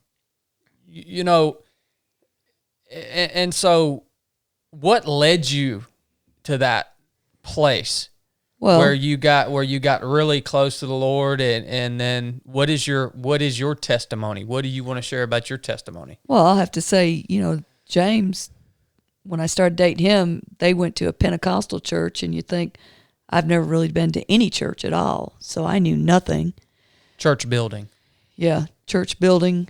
Well, but I didn't know of any kind of Christ of anything, so when I was saved at 17, it was just like, I can't even explain it, like most unbelievable feeling in the whole wide world, and just a big fire. And when you guys were little, I could go to church. We went on Sundays, we went on Sunday night, we went on Wednesday. And Dad, you weren't going at this time. Not at that time, no. But I think the biggest thing is that I led by example. It's not a necessary of going to church. It's the point that you boys did volunteer work at a soup kitchen once a month. You were young. You probably don't remember it. You did. You saw me time and time again pay it forward for people way back then, before it was even a thing. You saw me help strangers. You saw me be kind. I wasn't perfect, but like you said, there was no drinking in the house. That's a thing that Phyllis and I made a pact with each other. Our children would never see that. Yeah. There was no cussing. There was... Never. No, well, a couple times maybe when you got a little older. Not until I did that burnout in your truck out in the road. Let's not talk about that. Oh, my gosh. And by the way, I do want to say real quick, I don't mean to... I don't want the listeners to get confused about this part of our conversation. We're not putting an emphasis on going to church at all. Like y'all know where I stand on that. That we are the church as a combined body of Christ. Well, right? That's what I was saying. The main thing is leading by example is what we did. Yeah. You saw it in action. I didn't tell you do this and this and this. You saw it over and over and over again. So I think that's the biggest takeaway, is that as parents of young kids, don't tell them this, that, and the other. Show them by actions. Show them what unconditional love is. When they have a dream, support them, encourage them, lift them up. Don't beat them down. Don't ever tell your kid you can't do this, you can't do that. Don't ever say that. I'm not talking about inabilities. Just don't tell them if they want to. If they want to be president, don't tell them, well, you can't do that. Now, as you kind of progressed through your life and got into your whatever late 30s or whatever, and you got busy with college, with all this stuff, did you kind of did that relationship with Christ kind of wane because life got busy? Or yes, I think it did. It did get busy. It was hard to do all that at one time because I was still, did all the cooking, all the cleaning, everything. So it was hard to maintain that relationship. Yeah. And I don't use that excuse. That was just laziness on my part. Yeah. The relationship was still there. It just wasn't as strong as what it was. Because I devoted every waking minute to praying and all those things. And, it's whatever you feed the most that's going to prosper the most. So, but I think people need to know that, okay, there are some people that grow up in a Christian home or whatever, and I don't know of any people, but maybe they never stray. But in the real world, majority of people, please understand, don't ever forget that you may walk away, like James was even saying, but don't get to the brink of death in your soul before you come back. Always keep that. And you're right, it doesn't mean that you go to church or this, that, the other. It means your actions. I know I keep saying that, but that's so strong. Even the kids at school see me. They see my actions. They see that I don't care if your mama or daddy is on the board or whatever. If you skip my class, I'm writing you up just as much as I am a kid that is not, is considered something else, a lower than life. doesn't matter to me. I love them all. Well, we call that living by a standard, right? Yeah. Yeah. So Yeah. I think actions. Yeah, I think your I think a lot. Your actions can say a lot about where you are in your relationship with Christ. Mm-hmm. I think I really like what you said. It's what you feed the most, and that's what we even at 307 Project we talk about being very intentional about that time that you spend in order to master, nourish, and maintain your spirit, which is what you talked about you were doing when you were the closest in your companionship with Jesus. You were spending a lot of time in the Word. You were spending a lot of time in prayer. You were spending a lot of time working on your body. You were spending a lot of time working on your emotional, mental strength, right? And that's when you were tight. And then life got busy. You stopped intentionally putting effort into that relationship with Jesus, which it's the same thing in human relationships. It's the exact same thing happens. And then what brought you back into that close relationship with Jesus? Well, and backing up, it wasn't just the busyness. It was, the some complicated times, and I guess, and there again, I guess that's probably an excuse too. But I guess it just trials got too hard, maybe. Yeah. But then just like I said, my going to the lowest I've ever been. Yeah.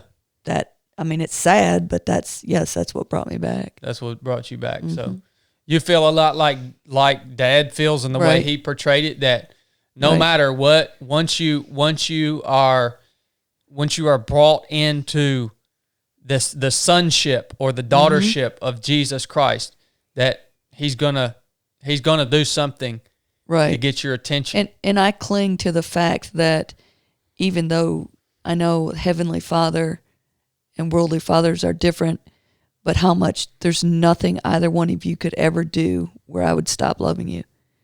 And how God's love for us is unimaginable. So that's something else I cling to, that how much I love you too, that there's nothing you could do. I can't, there's nothing, nothing that would ever make me stop loving you. Yeah.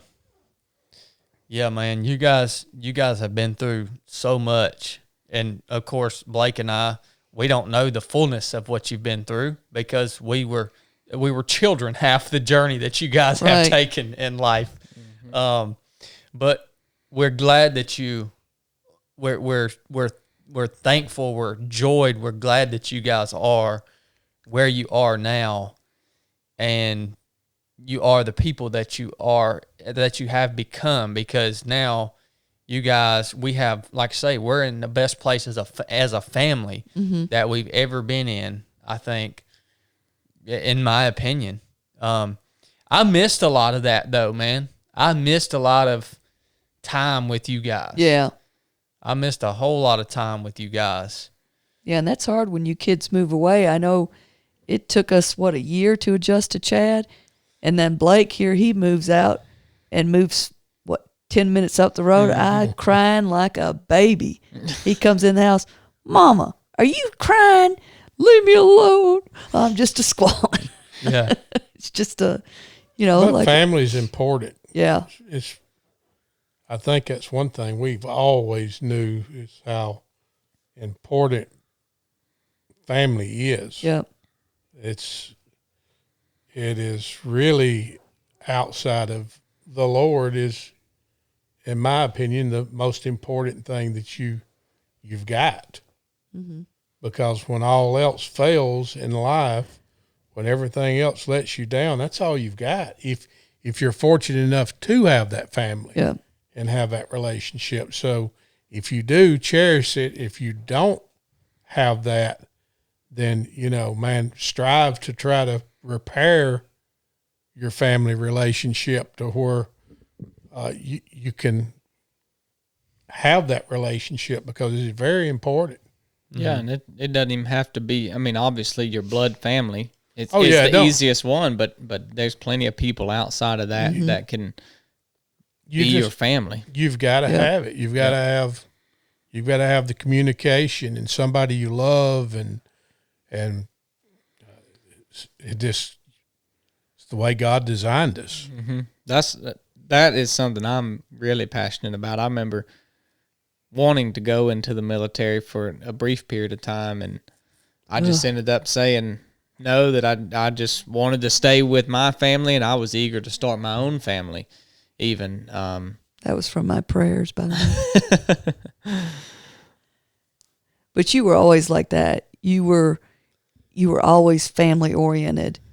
I mean, yeah, I think don't know, I've wanted everybody's- kids since I was a kid, probably. yeah, you loved babies when you were Josie's age. Mm-hmm. You loved them. I mean, you wanted to feed the babies, play with the babies, everything. Yep. What the world happened to me? You're just different, Chad. That's okay. Joker still don't You're want no kids. you're a little more selfish like your dad. Ooh. Oh man.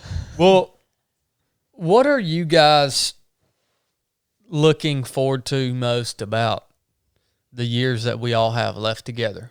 What whether it's your mission, what are you looking forward to? What are you striving to be, to become, to do, to achieve, whatever? Spending time. And y'all hear me say it all the time. We have Sunday dinners at my house, and I always tell the boys and the wives, because I know how precious time is. I've been your age before, believe it or not, and life is so busy, but they take the time to come and spend time with me. And I always want y'all to know how much I appreciate that. We take the time most of the time. Well, when you can. You take the time when you can, and I understand we do. We that. try to get together every Sunday as a family. And that is so important to me. Yeah. So important. And, you know, that's the greatest thing that James and I both agree with, is being a grandparent. You can finally make up for all the crap you screwed up with your kids. You know, that was always my strive. And I told my kids when they were little, I'm going to be the best granny in the whole wide world. And that's what I strive to do, to be the best that he wants me to do, and to be doing what Christ wants me to do. Well, and two, what about your business, Mom, and the things that you're creating? And I think you've had a very entrepreneurial spirit, really, since you started working. Yeah. So, tell us a little bit about that and how that works into your passion.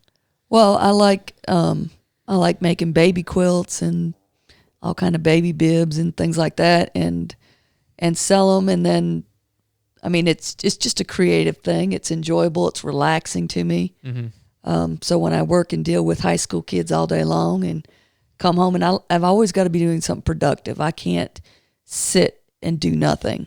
Mm-hmm. I'm not very good at that. I can't even watch a whole movie. So I like to be productive. So that's kind of what I found my hobby. And it's turned into a business, and it's doing pretty well. And I give back to the community by donating. I'll create quilts for NICU babies or veterans or cancer patients. Here a while back, I chose 4 law enforcement families that were new parents, and created a quilt for them, for each of them. So it's something that I can enjoy doing and giving back. And a lot of your products are actually very unique. Oh yeah, they're all unique. Yeah, and these are all handmade from scratch, and you actually have designed certain products to work like you could, some of the stuff you've made, you could probably get a patent on it. Yeah, I could. You're being very creative with this new passion of yours, and it's really cool to see you falling into that and making it something that you enjoy doing, and you see a profit off of it, and you use it as a tool to give back to other people, and I don't know, it's really cool. And if you guys want to order something from Mom, I'm sure. How far out are you booked on your stuff? It'd take about 2 weeks. So she's about 2 weeks out. Yeah. If you want to order something, I'll attach a link to Mom's Etsy shop, and then also her social media in the show notes of this episode. She does make some really amazing stuff. Yeah, and I can hand create anything, and they're all unique. Yeah. They're all handmade. So, and that's the thing on some of the things I create. I've thought back and forth. I want my company to grow, but I don't want it to get too big where it's not hand created anymore. Yeah. Because then it'll take the value out of it. Yep. So, what about you, Dad? I'm just chilling, brother. Just chilling. I'm just chilling. You got to have something stirring in the head, son. I just take it day by day. Well, he just said during our break that now he's wanting to buy a new hot rod car like he had back when he was an outlaw. Yeah, if we can go ahead and he's prophesy me getting a hot rod. He's not making that kind of money anymore. I just want a closer walk with the Lord, and that's what I strive for daily. And some things that probably I need to get busy on doing work for the Lord, and that's really it's my focus. So that's what I strive for. Mm-hmm. What are those things that you need to get busy on? Easy. You don't know, or you don't want to tell us? We'll talk later. Oh, okay. Well, I mean, I feel like obviously we get to have conversations not on the podcast all the time, and I feel like you maybe Jesus is leaning on you to be involved in some way, shape, or form in some sort of ministry, in some sort of thing or way where you can take who you are and the things that you've come through in order to help other people. Yes. Right? Bring other people into the body of Christ, and you've got a lot to share, man. You really do. And it's you got time. I mean, it's I feel like he's just started leaning on you about that stuff, though. Here recently. So, I'm watching you. I'm interested to see where you go with it, or what you end up doing with it. And then I know both of you guys also being grandparents is a huge part of your life. Oh yeah. Yeah. That's everything. It's what we look forward to. That's what we live for. Every week is getting the grandkids. That's. You think we could have got him up here for the podcast if the kids didn't live here? You notice we came early. But it's the greatest thing when you show up and these little people just light up. I don't know. Yeah. You just can't. I mean, I think what it's like. I think it. Oh yeah, it doesn't matter how your day's going. They will brighten your day. I do want to ask you a serious question, and I want an honest opinion on this. I know, Mom, you said that is what we live for, and I understand that.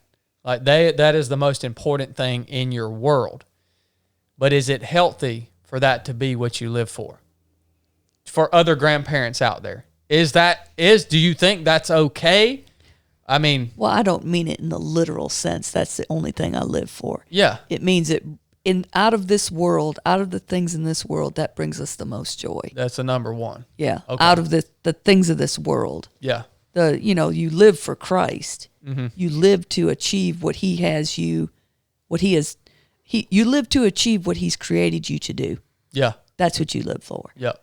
But yeah, I'm talking about in the world of itself. Yeah. Okay. Yeah. Well, I mean, they bring so much joy, but just the stuff that you taught Blakely, like her prayer, and I mean, they bring so much joy into watch. They could come over next week and have Joe could have learned some new words, or Blakely may have learned a new Bible verse, or.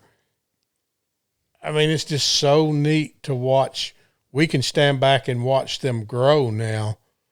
To when you have kids, you don't pay as much attention. Well, you don't have as much time. You don't to see just simple things. I think that we get to see because we're not living with y'all every day. Mm-hmm. So we could, but it brings a lot of joy. So it's phenomenal. Well, and plus the fact to see that, like I told you, I deal with a lot of guilt on mine. That's just a personal issue I have. I beat myself up all the time, and to see Blake do what he's doing, and even see you as an uncle interacting on, but I said, okay, I did something right. Mm-hmm. I try to chalk up some of the things that I did that were the right things, instead of letting Satan have the control. And you did this wrong, you did this, and I guarantee you, I remember vividly the things that I did wrong. Yeah. What's up, B? I think you need to quit letting that hold you back so much. I know. You talk about that all the time. I know I do. It helps me. I know I talk about it, but it helps me to realize it's there. Yeah. Because when I realize it's there, I'll pretty much I'll tell Satan, you have no power here. You're gone. Put it under the blood. Ain't that what Chad said? Mm-hmm. Yeah. Well, and that's what I do. Tell him leave. Mm-hmm. Of course, then Blake likes to remind me of some of the things I did wrong. He's a picker, ain't he? Yeah, he's a picker. Yeah, he is. You didn't announce to everybody that I can do comic relief for you. Oh my Lord. That may be my calling. If Dad started a dang podcast, just a spin-off comedy, Weird Al. Thing, he would have millions of downloads like within the first year. But I just shake my head. Chad is real good to poke fun at. He's pretty easy, ain't he? He is. He don't make it too hard. You on ought to us. seen Blake making fun of me in here. He actually posted on Instagram today. A video of me talking. Me in here trying to figure out how to send an invoice on QuickBooks. He was short circuited. I thought he was going to bust a blood vessel Well, I last missed night that. on Resurrected. He was all red and the veins sticking up in his head. Hey, ain't them calls fun though? Oh, I love them. They're really good. I enjoy them. I am enjoying it too, and I'm glad y'all are a part of it, man. And you got an awesome group of people too. Yeah, I really it's enjoy. Unbelievable. It'd be really neat if we could ever get to where, like, everybody meet together somewhere. Oh no, we're gonna do that. We're gonna rent a some sort of whether it's at Camp Highlands or we're gonna rent some sort of something where we can just have a weekend where we can just all come together. Well, I'll tell those people right now, you're gonna have some good Southern cooking. Exactly what you're gonna have. So get ready. You gonna let Dad smoke some barbecue? Oh yeah, we can have that, but we can have some other stuff too. Some real Southern food that you probably never had before. Oh my gosh. Yeah, that'll be fun. No, that's been on my heart to do that Yeah. actually, to get everybody together. That'd be awesome. But it's good to bring a group of people from just all over maybe the world, I don't know, United States, whatever. But, yeah. But to be able to have everybody there instant and communicating, because I look at the text, and so, man, you're gaining friendship. There so many number of things comes out of that. I'll tell you what, group. I'm thankful. I'm so thankful for it, man. That is, to me, that's the best example of the church that I've probably seen in my life. Mm-hmm. Just how everyone has came together. Now they know each other. They're talking to each other. We're not facilitating their conversation outside of that. They're doing all that on their own. They're having calls amongst themselves. They're helping each other out in different ways. And to me, that's the purest form of what the body of Christ is. Yeah. Well, and I don't really say anything on those or anything, but that's my gift to help. So if they ever need anything, How about some good Southern cooking? yeah, we can do that too. Well, guys, is there anything else that's on your heart that you wanted to say or share or anything like that? I know Mom made a bunch of notes I on made here. some notes. Maybe she knew what was going to be talked about. You know, what do y'all What do y'all remember? I ain't going to say the worst thing y'all remember about us, but what is the best? What sticks out in y'all's mind to either individual or together as a parent? What seems to be foremost in your mind of y'all's childhood about us? When you crapped yourself. No, I think for me, as I really look back and break down the way that you guys brought us up, I haven't really thought back a lot of times at the opportunities that you guys gave us to develop work ethic. And we talked about that earlier in the podcast. And I just it's easy to look back on your childhood and say, well there was really. I thought everybody had an opportunity to develop a work ethic like that. But when you go in and you break it down and you say, no, my parents and my grandparents were actually doing this on purpose. They were giving me the opportunity to work because they knew it would pay off later on in life. And, having built that, I have to say that those foundational things are what have allowed me to achieve everything that I've achieved in life.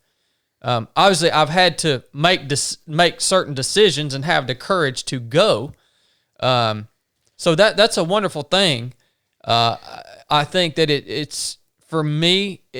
I'm really thankful that we don't have to deal with trauma from our childhood. That we were never abused. We were never sexually abused. We were never left alone. We were never abandoned. We don't have to deal with any of that. I mean, that's a huge load that we don't have to carry, that millions of people have to carry, right? We don't have to carry that load. And I'm very, very thankful for that. And I know that took work to keep us, to protect us from things that would harm us. And you guys always did that. You were very cautious about who we went around, who, the whole 9 yards. I'd say specifically with Dad, I'm very thankful for when you encouraged me to have the heart surgery, to go through with my heart surgery that I had. And, I've told that story on all over the world. I mean, millions of people have heard that story of when Dad and I and Mom, you were in the car. Mm-hmm. We were riding to the hospital to have the surgery. And I remember, the way I remember it was I just asked Dad, do you really think I should go through this? And he just said, son, if you want to be a SEAL, you have to do this. You don't have a choice, which is very uncharacteristic for Dad because Dad doesn't like to get serious a lot. But in that moment, he got serious and he said, no, son, you don't have a choice. You have to do this. And I'm sure he didn't want me to go and have that surgery. He wanted me to hang out, and rightfully so. He wanted me to be a part of the family. I mean, I left the family for over a decade. Mm-hmm. Just left y'all. I barely talked to y'all. And he put his own wants and needs aside. He saw that I had something that I wanted to achieve. He saw the mountain that I was going to have to summit and overcome in order to get that. And he encouraged me to go that way. And I mean, I'll tell that story till the day I die. You know what I mean? Because when that comes, when that type of encouragement comes from your father, it's very impactful. You know what I mean? Yep. So, a specific memory, that's one for me. For Mom, I really, really appreciate, again, she explained to you guys a lot about her example, right? She always upholds the standard. And I really appreciate the example that she gave us when we were young and very impressionable and spending most of our time with her. Mm-hmm. So her providing the example in all aspects, body, soul, and spirit, right? a elite athlete, triathlete, okay? Striving to graduate college and go to school and do something that was hard, sacrificing all of her time so that she could lay a good foundation for us as a family in the future if Dad experienced a time when he wasn't able to be a provider or a contributor monetarily to the family. And, you just really laid a solid example for us of not just what a strong woman should look like, but a strong human being, in all aspects, body, soul, and spirit, at an age where we were very, very impressionable, right? Yeah. And then I would say for both of you guys, one of the things that I'm most thankful for is you guys truly give us unconditional love. So you guys see everything that we screw up. You know every little part of our history, of our past, of our triumphs, of our failures, of our successes, everything.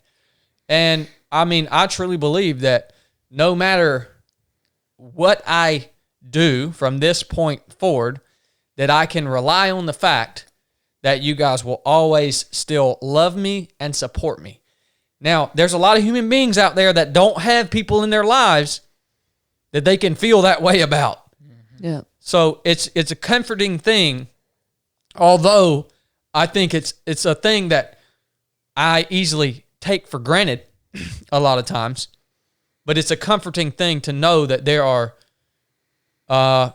3, if not more, people in my life that no matter what I did, they will unconditionally love me. They will help pick me back up and get me back on track. That's a wonderful thing to be able to have that because a lot of people don't have it.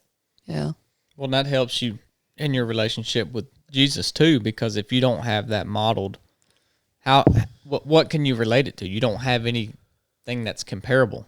So if you're thinking about unconditional love, I'm saying that by them doing that, not only gives you that sense of comfort that everything's fine with them, but probably subconsciously you don't realize it. It is actually boosting and promoting your relationship with God, because now you can, to some degree, comprehend what that means in your relationship. Yeah, that's true. If you didn't have it, you would have no means of anything to compare it to. Yeah. So, of course, there's hundreds of memories that I'm thankful for with you guys, but those are, I think, some with Dad, that specific memory was a very critical time in my life that propelled me in the right direction. And then for Mom, it was that solid foundation during those very impressionable years. So those are the 2 that if I had to pick, you shotgunned me with that question. If I have to pick right now, those are the 2 that I would fall back on. I would say for me, just the overarching example that you set and the time spent with us. Chad talked about we spent a lot of time with you when we were younger, but then as we got older, we spent a lot of time with Dad, and anything, like, I can't recall any lesson that I've learned, like you said, Mom, where I told you, hey, this is what you need to do, and it stuck out to me, and I said, all right, well, that's a lesson that I'm going to hang on to. But it's where you lived it over and over again, and even when you weren't learning a lesson, the time that was spent was like gaining, you're gaining influence with you, like just the little things like riding 4-wheelers, or I remember when you used to go run, you'd bring back them little helicopter, I don't even know what they are. There's some kind of seed. Little leaves. And we'd get up on the porch and drop them off of there. Like that. And there's no lesson learned in that, but it's just the time that you spent builds that bond and builds that respect and influence, so that I have thought about parenting. It's overwhelming. Like, how can you get it right? But to me, if I simplify it down, if you focus on yourself, it would seem selfish.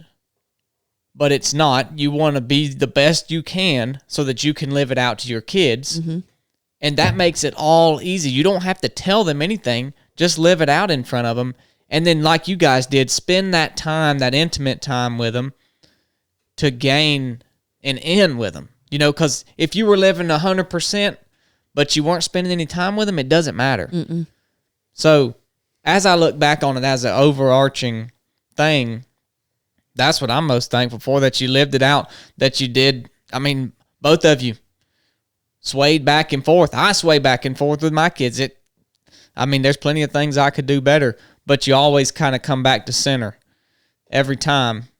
And I just appreciate the intention. Yeah. And the intentionality behind everything that you did. Like, there was a reason you didn't have any alcohol in the house. There's a reason you didn't argue or have big fights in front of us. You know, there was reasons behind the things you did, why you did them. As far as specific examples, I'd have to think for a while on that. I got too many. How about where I shot that deer out from under you? Oh, yeah. Yeah, I appreciate that. You remember that? Oh, yeah. I was done halfway down the ladder. Not only shot a deer out from under us, he shot a dang turkey out from under us one time. Well, you was messing around, too. I remember that pretty well. You was trying to put the old Rambo slip on him, and Dad said, "Come on, son, we're just going to shoot this turkey." Hey, he just popped up and shot it. That was on my grandmother's. Yes, son. It was the day of my grandmother's funeral. Yep. That we went turkey hunting. That was that morning. I remember that. Yeah. Sure was. That's where I guess I can accredit all my desire for turkey hunting to his dad. I was probably the best. I told you until I selfish. retired. Shoot it out from under you. No, the deer was Blake couldn't find the deer, and I wasn't about to let that deer get going. Oh, you missed it. Remember you shot that pine limb, and then we was about to leave, and he come out on the other side of the field. And I got him, yep. though. Yeah. Like you missed that armadillo. Can I tell one little small thing since we're playing around? Yeah. You remember when you and someone else went turkey hunting, and it was the other person's first turkey hunt? Me and Brian, wasn't it? Yeah. You remember when y'all shot them crows that was eating on they were buzzards. Or buzzards. Yeah. You thought they was turkeys, and they was eating on a deer. Wasn't it a deer or something that we had shot? Yeah, something dead in the field. We spent like 3 hours low crawling on our bellies up to the edge of this field and shot these birds, and they were buzzards. We thought they were turkeys. I probably shouldn't say this because it's illegal to kill a buzzard. Well, but you didn't know. It was an accident. You did. It was a turkey buzzard. Yeah. Oh. That really happened.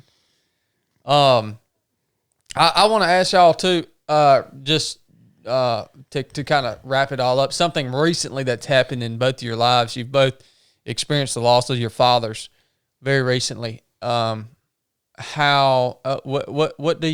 can you tell us about that process? Because if we're all blessed enough to live long enough, we're all going to lose our father. So could you share something with us about that? Well, I'd say losing my father, and it wasn't due to COVID. It was old age. Both your fathers, yeah. But that they died of old age. They got to live out a long life. And the number one thing I could say is be sure you spend time with them before it's too late. So, tell them anything you want to, because you never know. Yeah. But that, there's no easy way around it. It's just, that was easier for me in dying of old age than of, younger, I think. Yeah. Because he was very sick anyways, suffered a bunch. Yeah. Well, mine was, you sort of sum it up. You said that his funeral, you preached his funeral, you and Blake both. And I don't know if Blake made the comment too, but you said it was easy to preach because you knew where he went. Mm-hmm. So that, to me, I was there with him when he died. And, when he passed away, that very moment, I just had a peace. So, it's hard when somebody goes, he lived all his life with polio, and he always used to say is, well, when I go to heaven, I'll have 2 good sets of legs. So a long story short, it was, you're going to miss your parents, but it is so nice to know that he is in paradise with his heavenly Father. I'm at peace with it. Yeah. Not that you don't miss or whatever, but it's, I'm cool with it. He's up there enjoying himself while we're stuck down here in this world. Yeah. Yeah. So it is good to, yeah, that does make it much easier when a loved one passes, to know that, well, to have confidence that we all have eternal life. All of us that have accepted the free gift of salvation, doesn't cost you anything. Works don't get it, right? Nope. Doesn't cost you anything. That free gift of salvation. Now, you want to have a grand reward in heaven, go ahead and do a little work. That's going. Oh yeah, get the crowns. That's biblical. That's biblical. You lay up the crown. If you have a true relationship, that won't be hard. Yeah. We talked about it last night on Resurrected. Right. Faith without works. So there are some expectations for some works as a portrayal of your faith, but your works do not earn your salvation. So that salvation is the most important part, because if you are in the presence of Jesus Christ for the rest of eternity and you're living under a lean-to, you're going to be much happier than you ever were on earth. Yeah. You know what I'm saying? Well, I'm not going to get off on a tangent, but just as much what you're talking about, the faith and the works, if you have the faith and you're living it, those works do come. A lot of times, we all get caught up, and we all need to be doing stuff for the Lord like we talked about, but just your actions is works that you don't even see every day. Whether it be something kind you do to someone. Oh, yeah. That show, that is works. Yeah. You may not know it consciously. It's not faith without results, is that it's faith without works. Works. Standard. That's right. Those works are starting to become much easier to identify. Even those simple works, though, as society degrades, those simple acts of kindness stand out much more, right? Yeah. They sure do. So,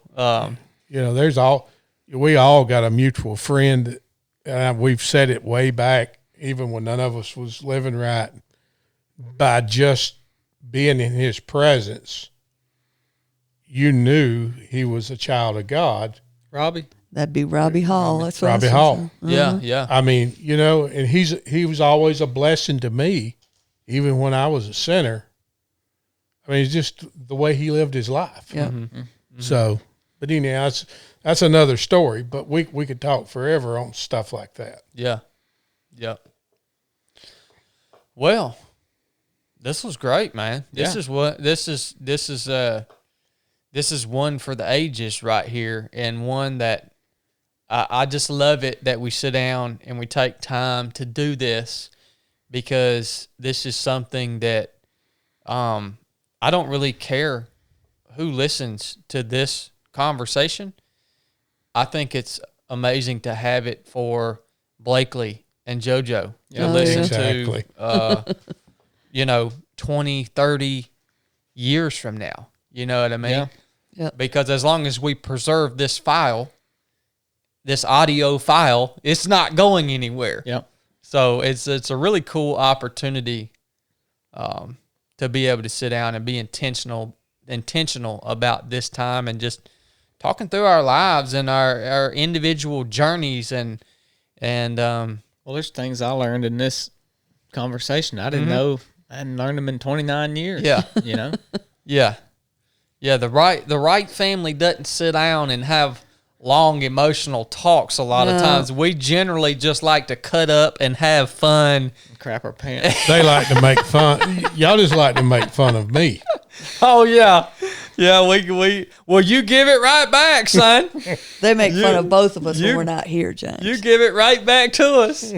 Goodness. Thank you guys so much for taking the time out of your day today to come and do this.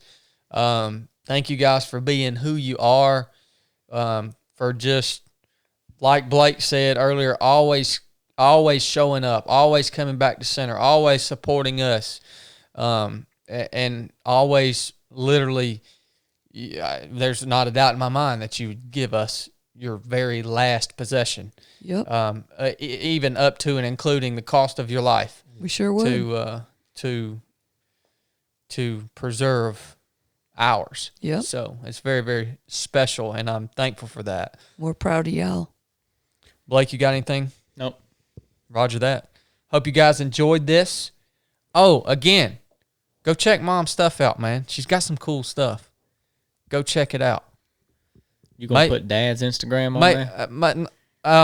Oh yeah, Etsy Dad's is been just- posting here lately a little bit. Yeah. Yeah, Brooke give me some grief because I use the same picture every time.